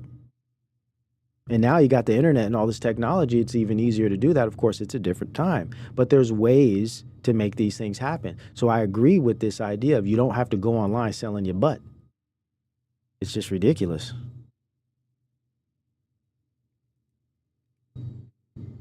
Not for the money, let's be real. And I don't support the men that subscribe to you guys, but what's funny is that if those men told you guys, hey, like instead of nudes and videos, why don't you cook? Why don't you clean? These women would be like, oh my God, that's so degrading. I would actually find it so funny if those men told those women to cook and clean for them rather than sexual content, because those women would be like, no, absolutely not. That's degrading. But selling your body isn't degrading. Interesting. Those same women wouldn't be maids because they find that beneath them. They don't want to cook for their boyfriends because they find that degrading. They find that beneath them. But being a modern day prostitute online to random men is not beneath you? I don't understand. Yep. It's true. It's horrible and it's very sad. Shout out to Curtis Lee. Good to see you. It really is. Yeah, some girls are gamers and they sell themselves so they can play. This is true. And there's a lot of girls that have these weird ways of doing it where they're playing video games and streaming in like bikinis and stuff. It's just crazy and it's weird. And for me, it exploits young men. It exploits their loins. It exploits their, their vulnerability. And they're accountable for their behavior, of course. But listen, man, these kids growing up on porn and stuff, they got issues, man. It's hard for them. Their brains have been rewired. And these young women, are exploiting that. I see it on TikTok, or not TikTok, on Twitch, and this new Kick thing. All these girls, man, they're all exploiting these young men's, their flesh. It's disgusting. But this is the new move. This is the new thing, man. It's really sad. And here's this video of this. This is 5 days ago. The manifesto points to hate connection in this Antioch school shooting. A Gen Zer. I've never seen anything like this. This one is really strange. Still unanswered tonight. Who, if anyone, knew about Henderson's plan? The manifesto does mention someone helping him write part of it. And Jared Holt, you just saw there, says extremists in online communities identified him as the shooter before police did. Again, as we've mentioned, the teen shooter left behind a lengthy diary, giving even more insight into his thoughts leading up to the shooting. Now News Channel 5 Investigates reporter Levi Ismail went through page by page and tells us what he found. It's the first 4 words of a more than 288-page diary, but it sets the tone for everything you read after. Those words, quote, "I'm burning with hate." From October of last year to the day he carried out his attack at Antioch High School, 17-year-old Solomon Henderson filled these pages with graphic images, Nazi symbols, and plans to carry out an attack. Henderson obsessed over mass killers around the world and declared that he, too, intends on doing something to kill at least 10 people. But how does this young man go from active high school student to active shooter? If we just look at it broadly, a lot of people that have carried out these sort of acts have felt othered. Lauren Ruth Martin is a licensed therapist with novel counseling in Franklin. We could go, scientifically for a minute. Our brains aren't fully developed when we're 17. And then let's think about what we've been discussing with the TikTok, with the screens and the scrolling and the content, right? The ideas, the imagery that people are looking at from, say, 8 or 9 years old up until 17? Yeah. We can't be surprised by deranged behavior. Again, this is most likely not, but I'm just saying, this stuff is damaging the minds of the younger generations. Our brains are actually on fire. And so not a lot makes sense. And decision making is altered. Martin says this is not about trying to humanize someone responsible for committing a horrible crime, but understanding how we got here. Henderson, by his own admission, fought with his parents and even wrote in his diary about killing them at one point. Struggles with his self-image and resentment over minorities were only amplified once Henderson found community and a sense of belonging with white supremacy groups online. It's a perfect storm. In online communities, you can also access those in a private way. You get to be the person that you want to project out there online without anybody truly questioning it. Henderson often wrote things like, quote, "I wish I was white." You see the symbolism? Crazy. I'm really surprised this didn't get more attention, and I think it's because he doesn't fit the propaganda. But it's just such a strange story, and it's relatively ignored in the mainstream. It's just such a strange thing. I couldn't help but at least look it over a little bit. Self-hating N-word award goes to, with a picture of his eyes. If we just focus on that idea of being uncomfortable in your own skin, can you imagine how helpless that must feel?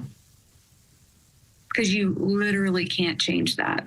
Another photo appeared to show Henderson in whiteface, but all while this self-hatred is happening, Henderson continues to plan out his attack. He details instructions on how to make bombs and even bought supplies. He then wrote that it made sense to attack during lunch and specifically made note of days when he expected there to be more people of color around.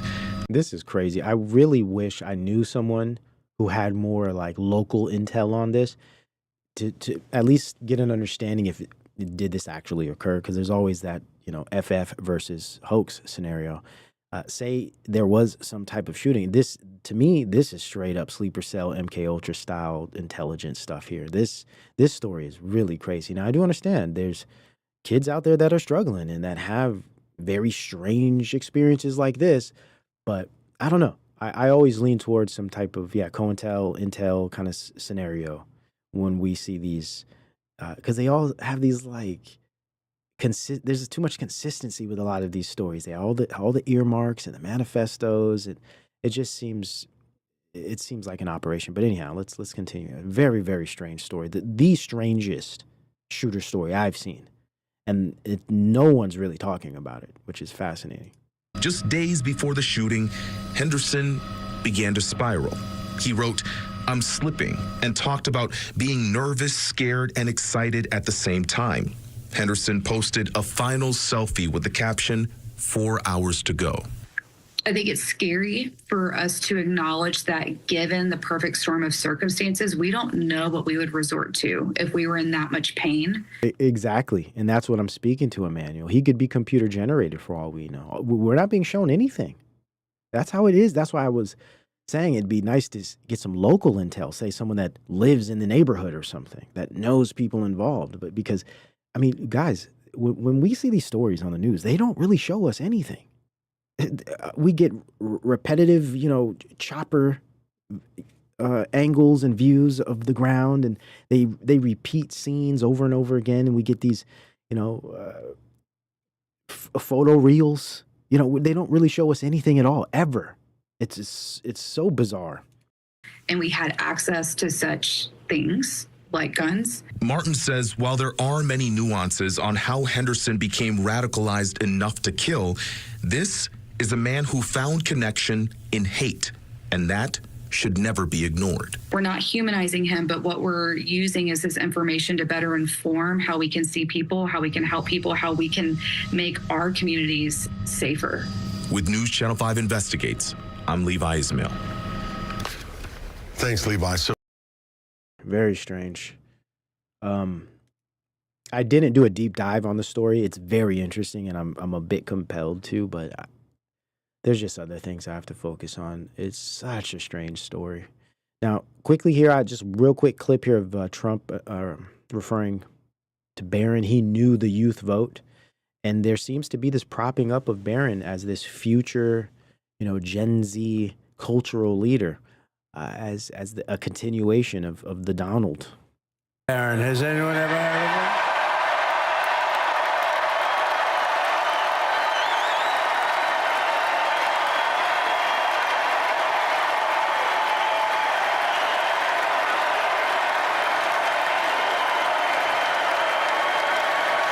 And he's a specimen. He's like 6'8" or something crazy like that, 6'9" or something. It's just such an interesting, very clean cut the way they have him. And he's not dressing himself at this level of political influence. He's not dressing himself. This is a design here. He's being set up to be something serious.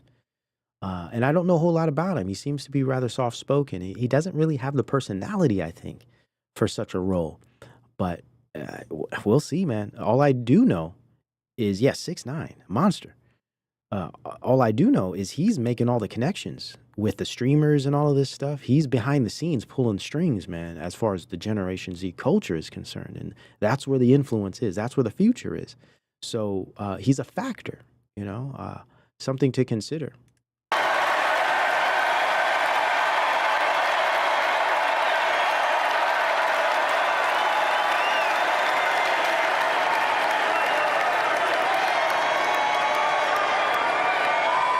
Thank you. Like the level of praise is a bit, it's interesting, this ovation. It's like, it's a bit much, I think.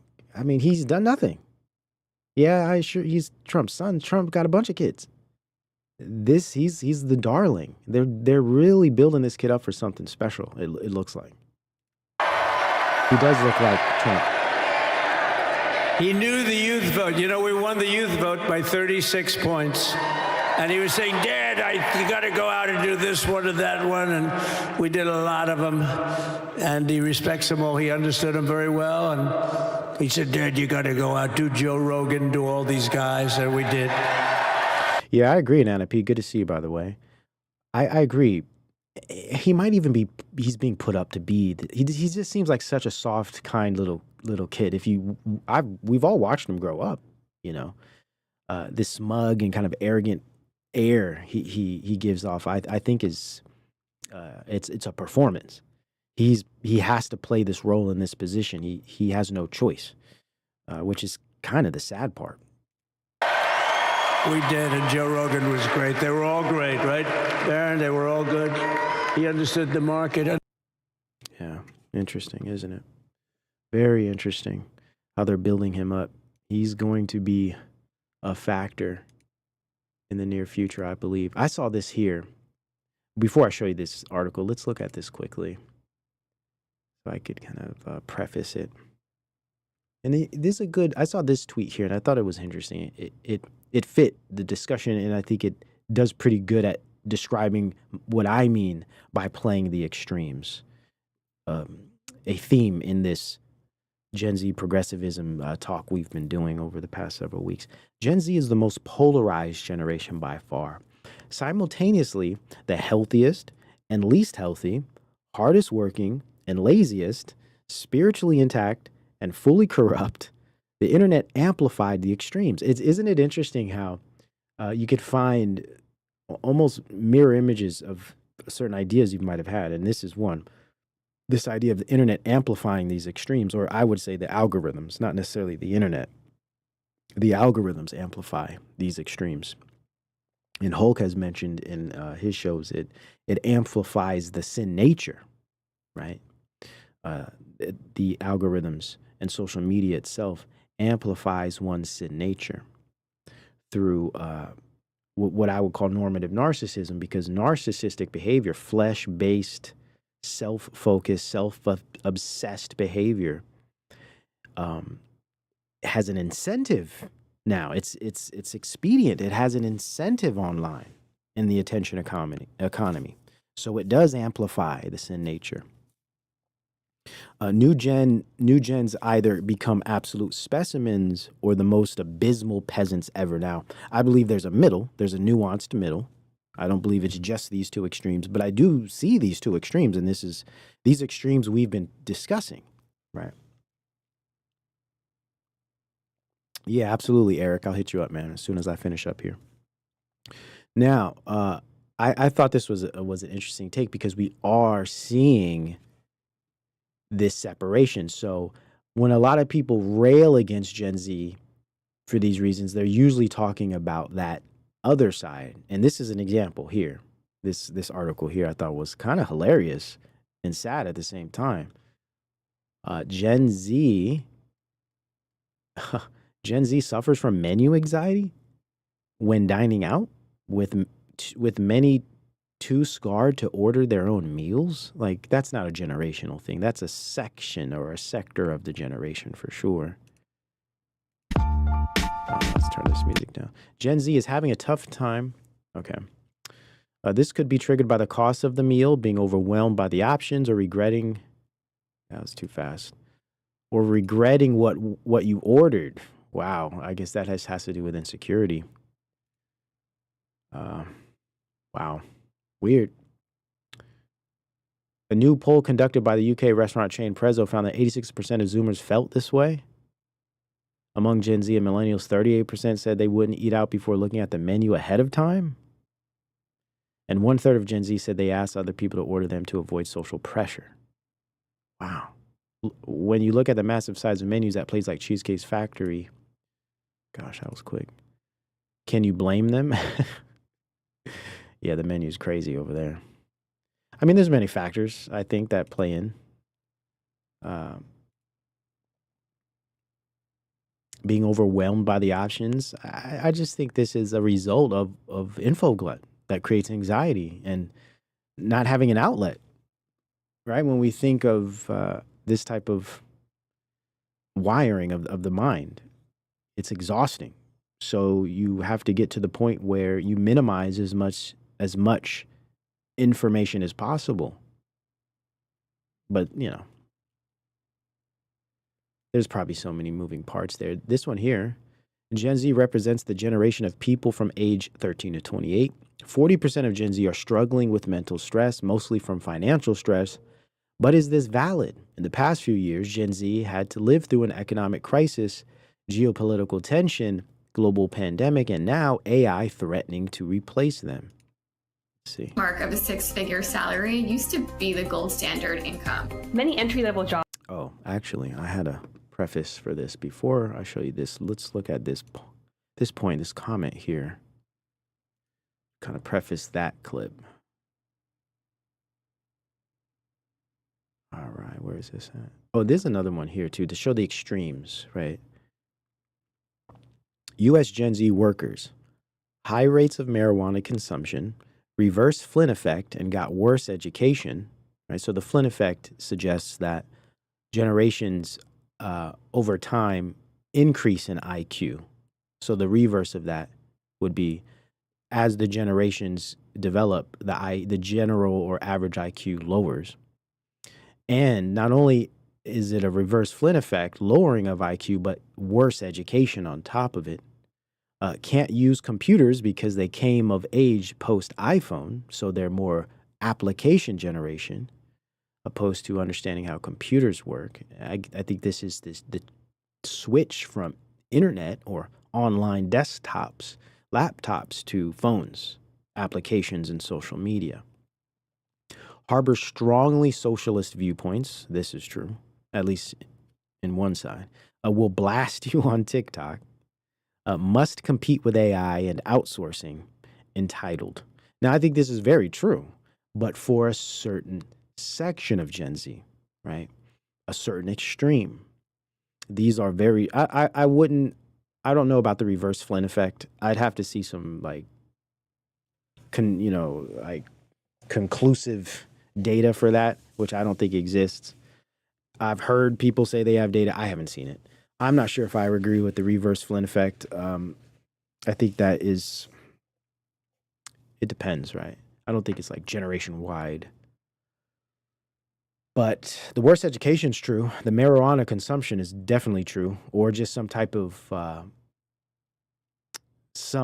medication. SSRIs are very big in the generation, for sure. So just pharmaceuticals, being medicated, not just marijuana, but some type of medication. And the strong socialist viewpoints, I think, is on point, because this has to do with the progressivism that has been, shoved down their gob, and will blast you on TikTok. And I think this just has to do with the general state of online culture, where it's trolly and sardonic and ruthless, and this has to do with hiding behind the screen and being able to evade a responsibility and accountability at a personal level, right? You could play these roles and be what you want. False self, all that, and must compete with AI and outsourcing. This is very true, and this is the case for everyone at some point. Now, let's continue. So I think this speaks to a certain type of extreme, not the whole generation, but a certain extreme. And maybe this could be in the majority, right? It really depends. But I thought that was an interesting take. And this one here, Gen X and elder millennials had this concept of selling out. I really like this comment here. It just made me think. Gen X and elder millennials had this concept of selling out, a real sense that pursuing what you intrinsically value is more important than money. Now, I know those of you, we tend to be mostly Gen Xers. I think like maybe 60% of the viewership here is Gen X. So you guys understand my views when I speak this way, because a lot of my perspectives take this view of authenticity and the truth of selling out, the concept of being a reality. And I think that is a generational dependent kind of thing here. And that's what this comment is saying. And I think there's some truth here. Gen Z doesn't necessarily, typically that is, doesn't see it that way. This thing of, there's no real concept of selling out for Gen Z. In fact, I mean, it might be inverted. Selling out is fake it till you make it.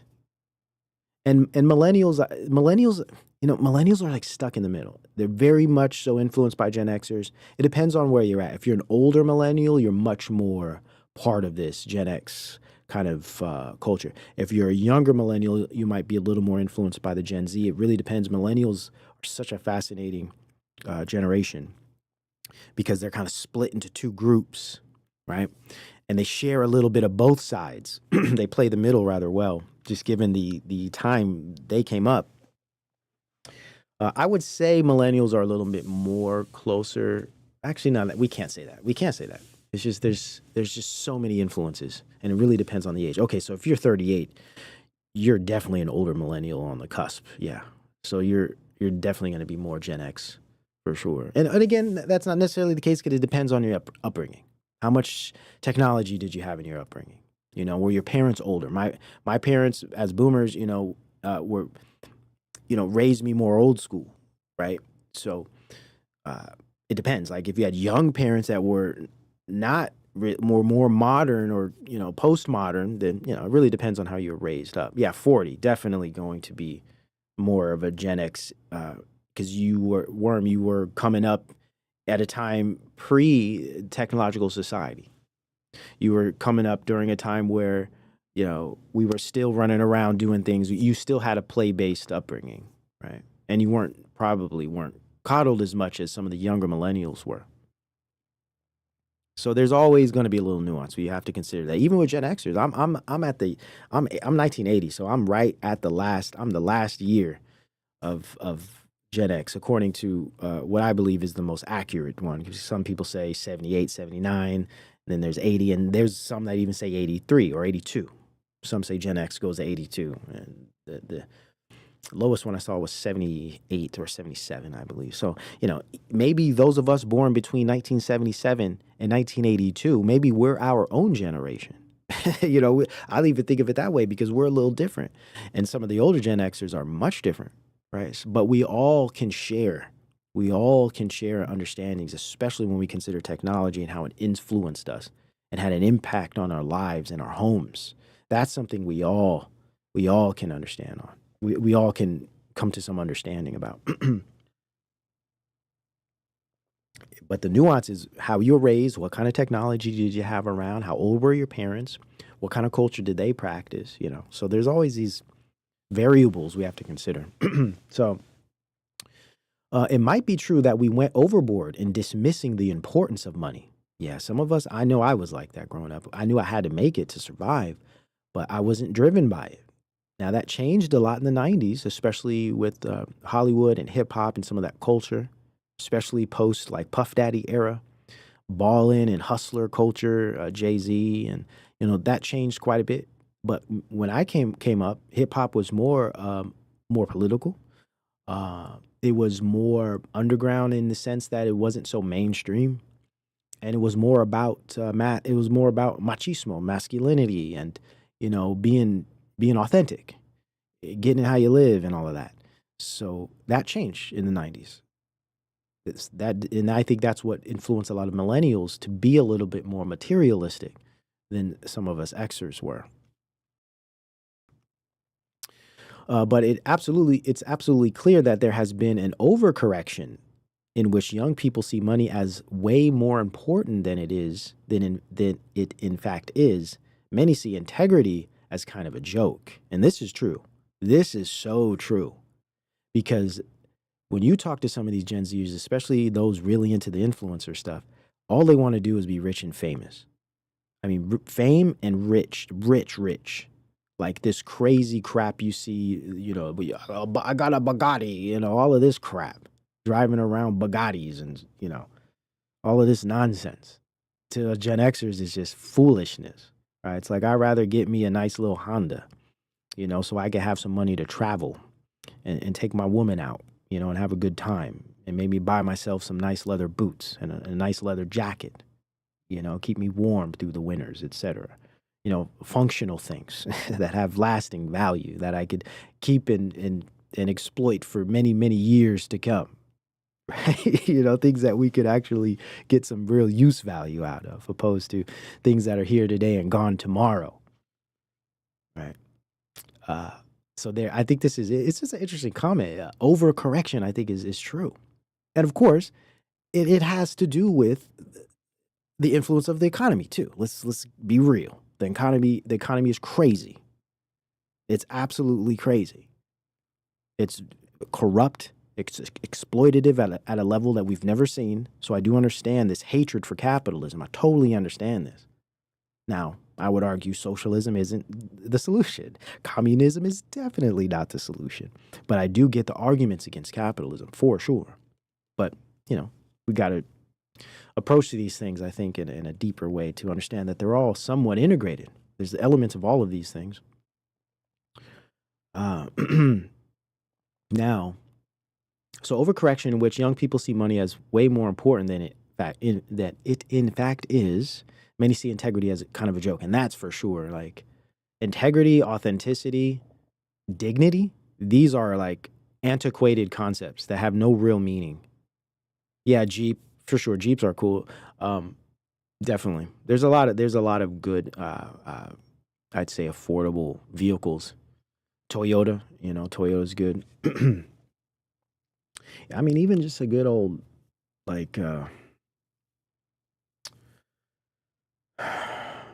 old Ford trucks, Dodge, Chevys, Yeah, morality, exactly. Morality is another one. Morality, authenticity, integrity, dignity, these don't really have meaning anymore because of the device paradigm, because of the social media virality, attention economy creates the screenager. So the screenager lives through and is defined by the screen, right? Yeah, respect. All of these things, D. Yes.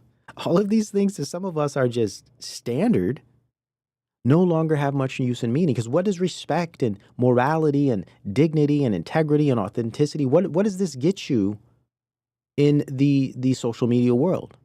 What does this get you in the screen world? Not much. Not much. In fact, the opposite gets you a lot, right? Being narcissistic, being out there, being over the top, being fake, exaggerating, faking it till you make it, all of these types of things, exploitation, exploiting others' attention, lying to people, misrepresenting reality, trolling. You'd be amazed at how many fake crap people pass around on social media just to get clicks. They totally fabricate things. It's crazy. But this is what the device, the technology, and these applications create in the human being. They exploit the flesh. They amplify sin. So it's not a surprise that Generation Z sees things this way. It's all they see is money and fame. Look at all these influencers. What are they constantly doing? What was that guy's name? I'm going to show you how to get $1 million. I'm going to show you how to get rich and famous. You could have a house just like me. Look at my car garage. I got 4-car garage. I got all these trucks and all these special exotic vehicles. I'm traveling to the beach all over the world every day. I'm going to show you how to do it. You know, what was that guy's name who started that whole thing? Yeah. And that was like a millennial phenomenon. So that's what Gen Z grew up with. Sinfluencers. I like that. Shout out to Organ Pedals. That's a good one. Sinfluencers. Tony Robbins, he was the OG. He might have been the forefather. Yeah, Lopez. There we go.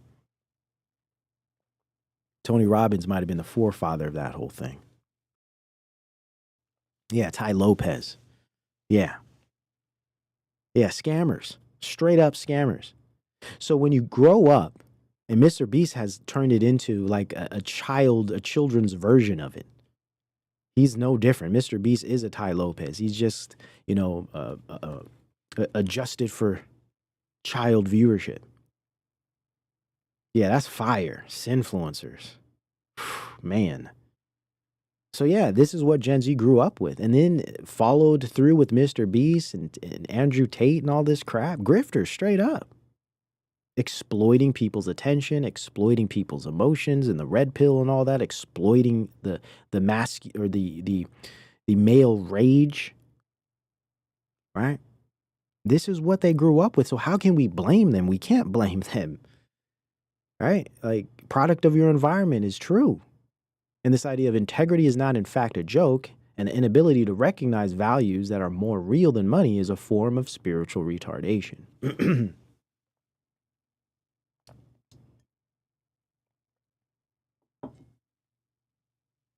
Yes, I agree with this.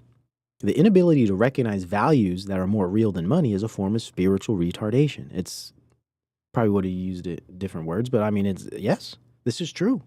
And I think we're seeing this today. The younger generations and some of us older generations people are dealing with this stuff. Yes, he's called Mr. Beast for a reason. Spot on, King Sir. Shout out to Michael Hassman. Good to see you. Robbins fit right in with all those prosperity preaching wolves in the pulpit. Yes, indeed. And he came up right around that time. Prosperity gospel was really blowing up in the 80s, right? Yes. Yeah. Digital wealth trash. Jesus saves. Absolutely. And now we're seeing all the crypto bros pushing it further. Right? But again, hard times, crazy economy, low skills, low attention, little integrity, no dignity. So with that, you're going to do whatever it takes. It becomes a dog-eat-dog world in a way that it's never been. It's become an exploitative zero-sum game. And that's where we're at. And this is the world Gen Z has been brought up in. So what else would they know? Unless, of course, they had elders, older people kicking them down some game. And I'm not talking about the red pill game. I'm talking about the real game, the game of the world, the way the world works, and the way you defeat the world spiritually. Right? This is how the elders used to speak to us. They used to tell us, you know, how to be a good man, you know, how to be a good father, how to raise good kids, how to take care of business, right? How to make money, how to maintain a career, how to be stand up and respect. See, when I came up, it was all about respect. You want to be respectable. And that's by having integrity and dignity and working hard. This old school kind of view. That makes you valuable. Being a man of your word, etc. Helping others. You know, being transparent, not hiding behind facades, etc. All of these things are just antiquated ideas and have been obsolesced by the machine, hence Screenagers. And it's sad, but it's not too late, and it isn't over. And in fact, we're seeing the pendulum swing a bit. A lot of Gen Zers, that other side, are starting to figure this out. Now, there's an extreme that are maybe going towards this almost Nazi stuff. And we see the extremes on both sides. Word is bond. There we go. Word is bond. It was a regular phrase in most hip hop songs at one point. And speaking of OnlyFans and, you know, girls selling feet pics and Girls playing video games in their bras and stuff to get people to watch them and gain viewership and throw shekels at them. I saw this here that just made me chuckle a little bit because it gets back to how things used to be. This guy here says, I'm 71 years old. And apparently this is a picture of a girl showing off her body and her face. He says, I'm 71 years old. To see a girl in her panties took at least 5 dates when I was growing up. I am scrolling down my phone and it's there for free. I love this world. I just had to laugh a little bit at this one. It's funny because it's like, yeah, I get it all for free. It's just all out there now. And that's the extreme of things. The hyper exposure. It's just wild. It's just wild, man. Everything's for free. Why buy the cow when the milk is free, you gotta respect it. It's like, yep, this is true.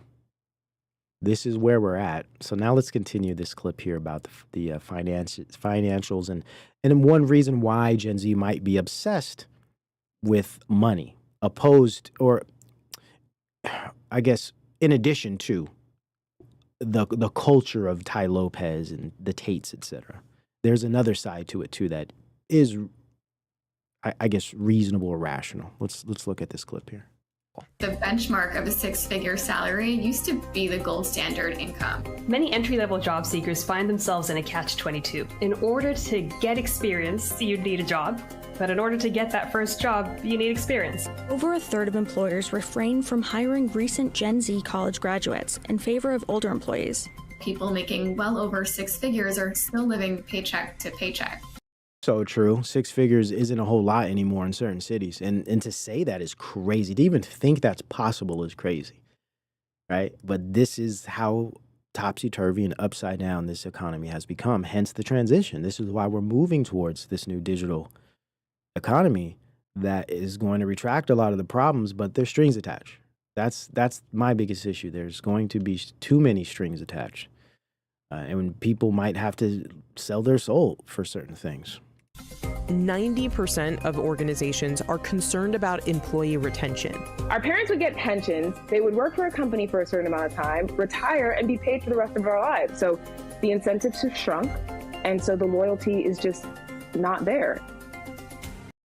Yeah, the incentives have shrunk, so the loyalty is just not there. And this is part of the Gen Z attitude. They're like, screw you and screw all this crap. You guys left us with nothing. So, we're going to figure it out however we can figure it out.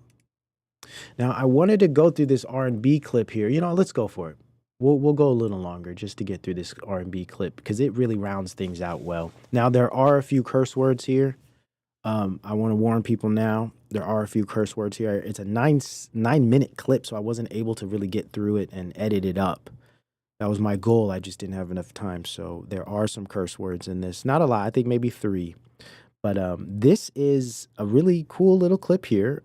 Byron Scott Fast Break podcast.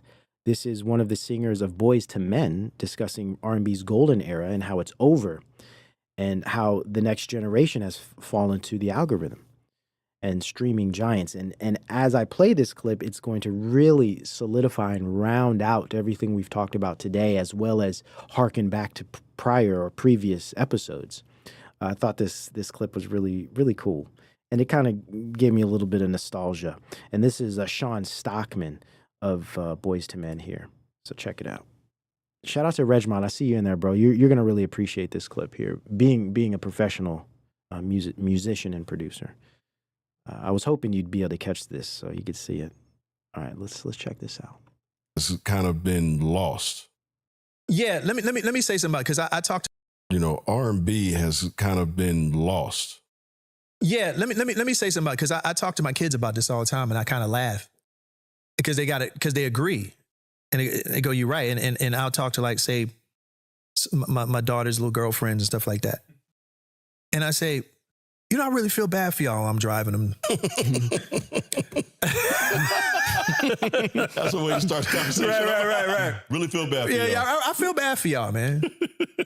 I feel bad that when y'all do your high school reunion in 10 years, what the hell y'all gonna play? That's a hell of a good question, though, to be honest with you. That is a good question. What are they going to play? What are you going to play? What are you going to play? Like, what are you playing? Your Serato has to be loaded with songs that they may or may not remember. Yeah. Because, again, the people that run the business, with all due respect, they're not music people. Wow, guys. Shout out to Bari and King Sir, because both of you inspired me to pull this clip.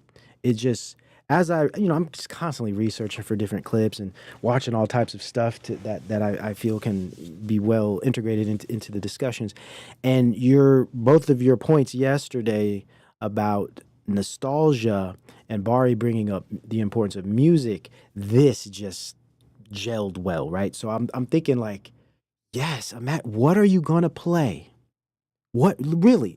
And think about nostalgia and how important music is at the nostalgic level in our lives, right? When you think of, when you get married, you play a song, and graduation, and, summer tracks. You guys remember that? Summer hits, summer tracks, like songs that would define the summer, right? Now, millennials still had this. You guys still had this. It really disappeared, I'd say probably around 2018. It's gone. Because now the music is here and gone. The whole TikTok thing, songs blow up, they disappear. It's like the info glut is so rapid and exponential that nothing sticks. Nothing sticks long enough to make an impression on the emotions and on the memory. There's no imprint made by certain tracks that place you in a time, in a moment, in a space, and it sticks with you.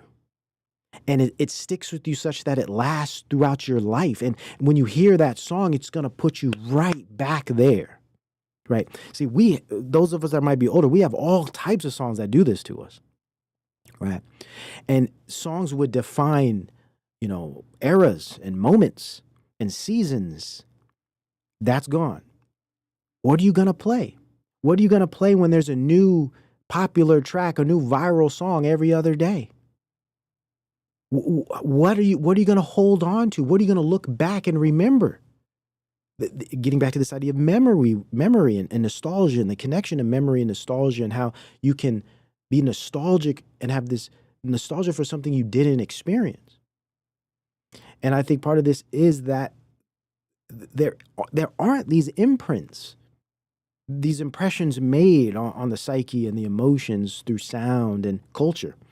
Culture just is changing so rapidly. There's nothing that sticks. It's just this fluidity.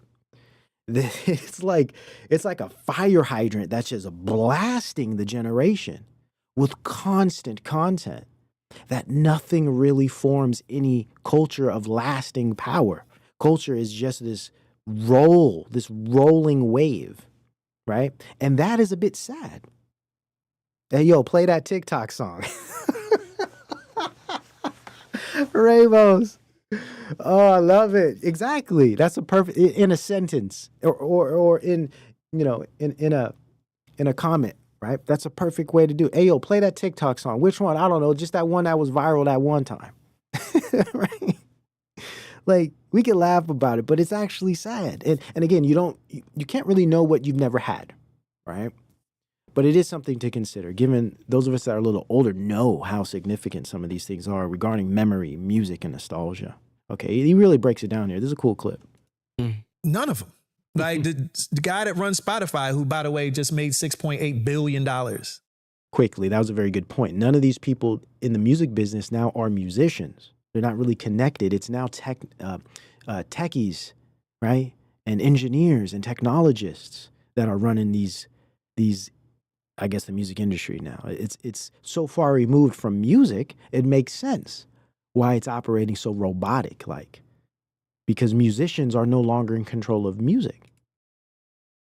on the music business. He's just a techie guy. He's a tech guy who and I'm paraphrasing the quote, says that music should be free. He's talking about the owner of Spotify, by the way. You mean after he made the 6-point-something billion? I don't know. You got to ask him.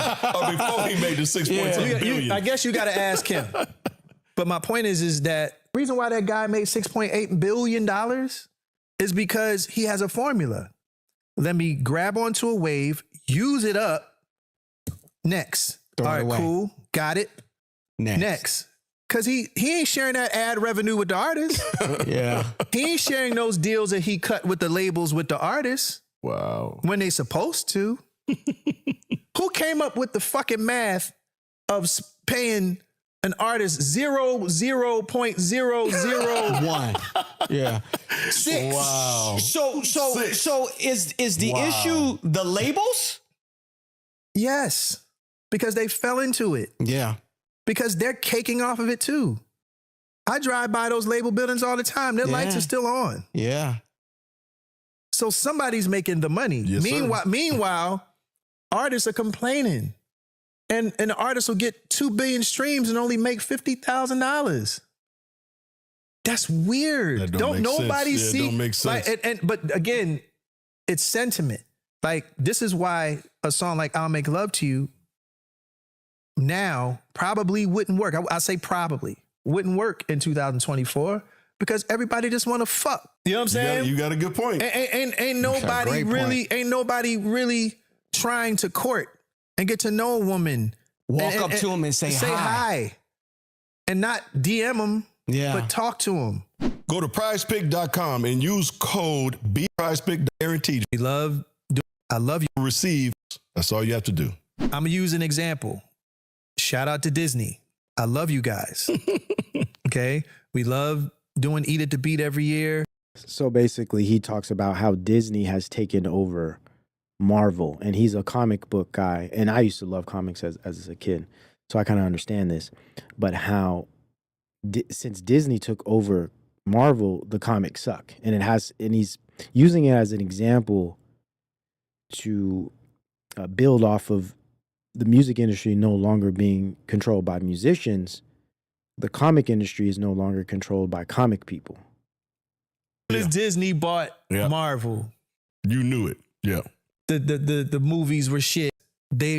I know that they don't understand it. So you're saying in your mind they're gonna fuck it up, basically. And they did. Yeah. And they did. Soon as Disney bought Marvel, you knew it. Yeah. The movies were shit. The brand went down. The brand went down because you're buying into a brand that really didn't understand the history of that culture, like comic book culture. If you go to Comic-Con and all this other stuff, it's not kids there. No, it's people my age. Yeah. Grown adults. And older. Yeah. You know what I'm saying? Grown adults. So when I see what they did to Thor, which is one of my favorite Marvel characters, and they made him a parody, I was pissed off. Yeah. This has happened in the video game world as well, right? And I think this speaks to the progressive, kind of postmodern washing, this progressive washing of culture and industries, etc. Music, it's in the hands of people that, but they do. But the point is, it's the same thing with music. It's in the hands of people that don't understand, never wrote a song, never been in the studio, never played a note on a keyboard, never performed in front of anybody. They don't get it. But they know that it's a means of making money. It's like oil. And a lot of these artists, I look at us as oil. We're just black ass oil that they basically just pull from the ground and they put in their car so they can go. That's the music industry, and that's unfortunate. Will we ever see a group like New Edition, Boys of Men, BBD, like in this current status? No. Again, it's like the song that I mentioned. The world is just not built for it right now.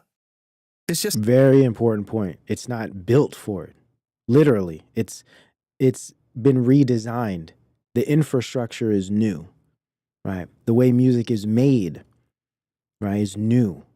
the way music is distributed, the way music is experienced. All new, all different. Not to say there aren't traditional ways of making and experiencing music, but those are, in the corners and in, the speakeasies and the lounges and the more underground scenes. When we're talking about anything popular or viral, we're talking about this new musical environment and musical infrastructure. And it's a sad thing to consider, but it's an entire era and art form is dead in its, let's say, its popular representation. Okay. Real music has gone underground, like most real things in general. It's not like no matter how nostalgic I want to become, I'm a realist. And the climate of the music industry and in just the world in general, it's a very coarse time. I'm going to answer your question that you asked. For me personally, I get right back into my car right now. I'm a 90s R&B person. That's just the way it is. I get it. I drive, listen to 90s R&B always. Yeah. Today's music, there's still, even Kendrick is still sampling music from back in the day. So today's artists are basically yesterday's artists in my eyes. It's always been the case. I like this breakdown here. He describes something very similar to what we've discussed in the past as far as culture needing its foundation. Me and Brother Theo of the Unplug 'Em channel discussed this when we were approaching hip-hop and comparing it to jazz music. And we were making the argument that hip-hop has lost its appreciation and accountability to its roots. And we were describing how jazz music has never really suffered that. Jazz always looks back and respects the forefathers and the foundations of the sound and the culture and the art. And what we were saying is this has been lost in hip hop.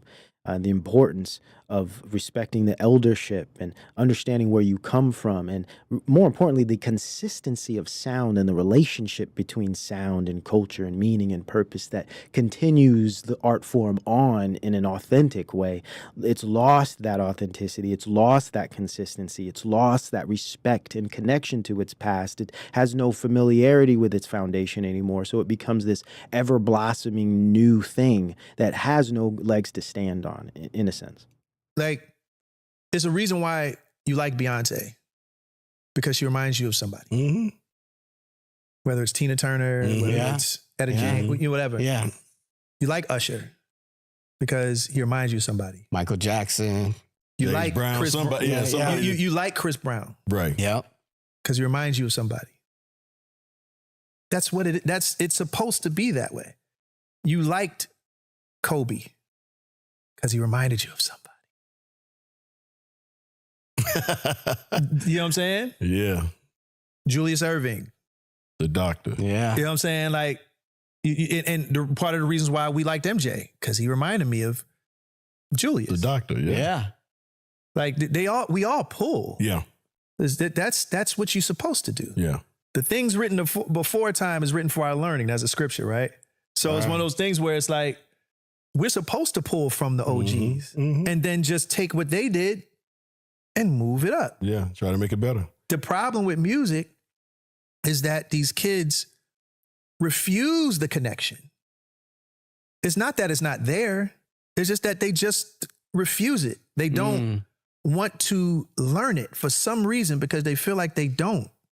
And again, I've been a kid once. I was 19 once. So I understand that angst. I understand that mentality.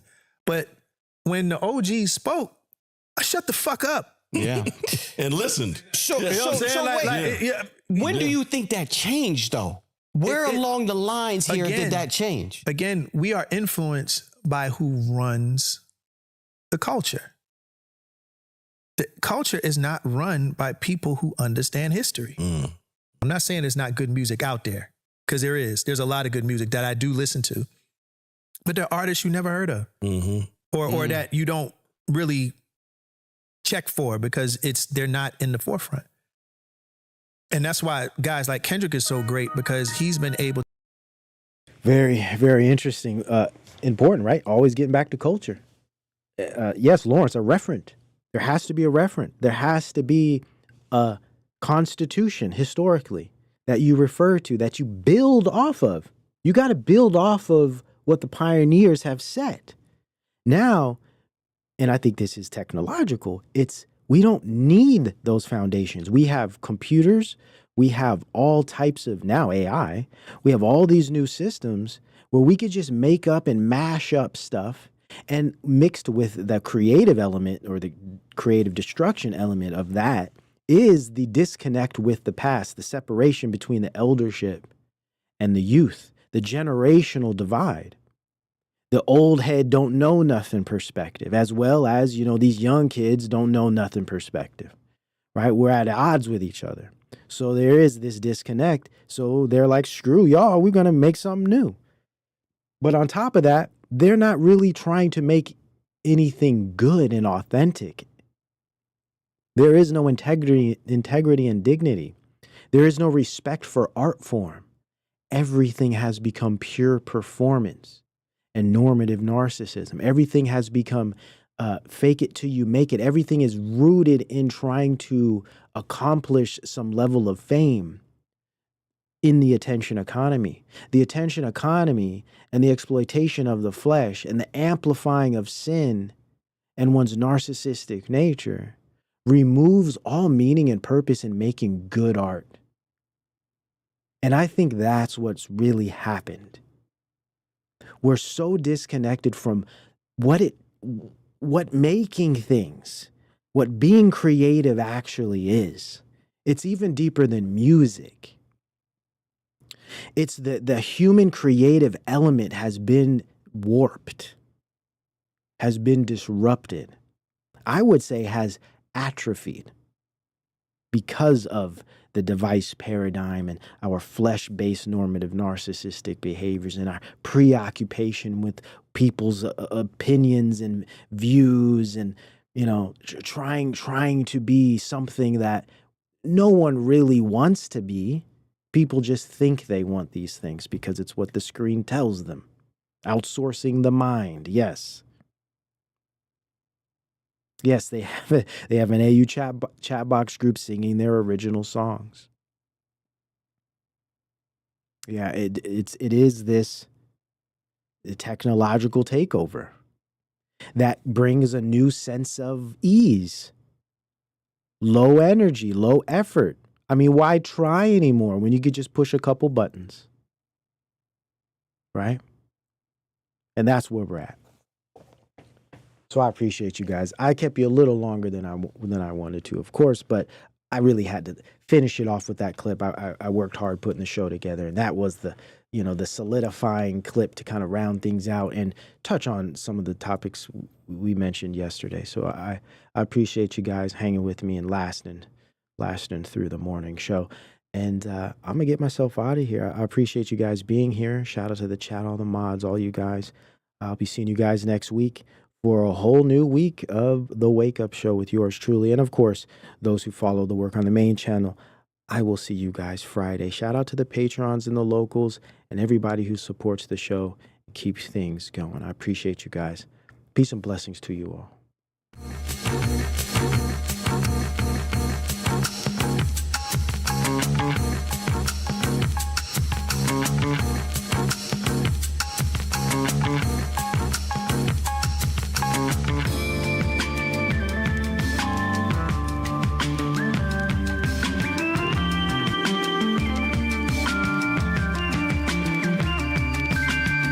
Please do not forget to tip your server. Check out the merch shop for fire gear, links in the description. We appreciate your continued support.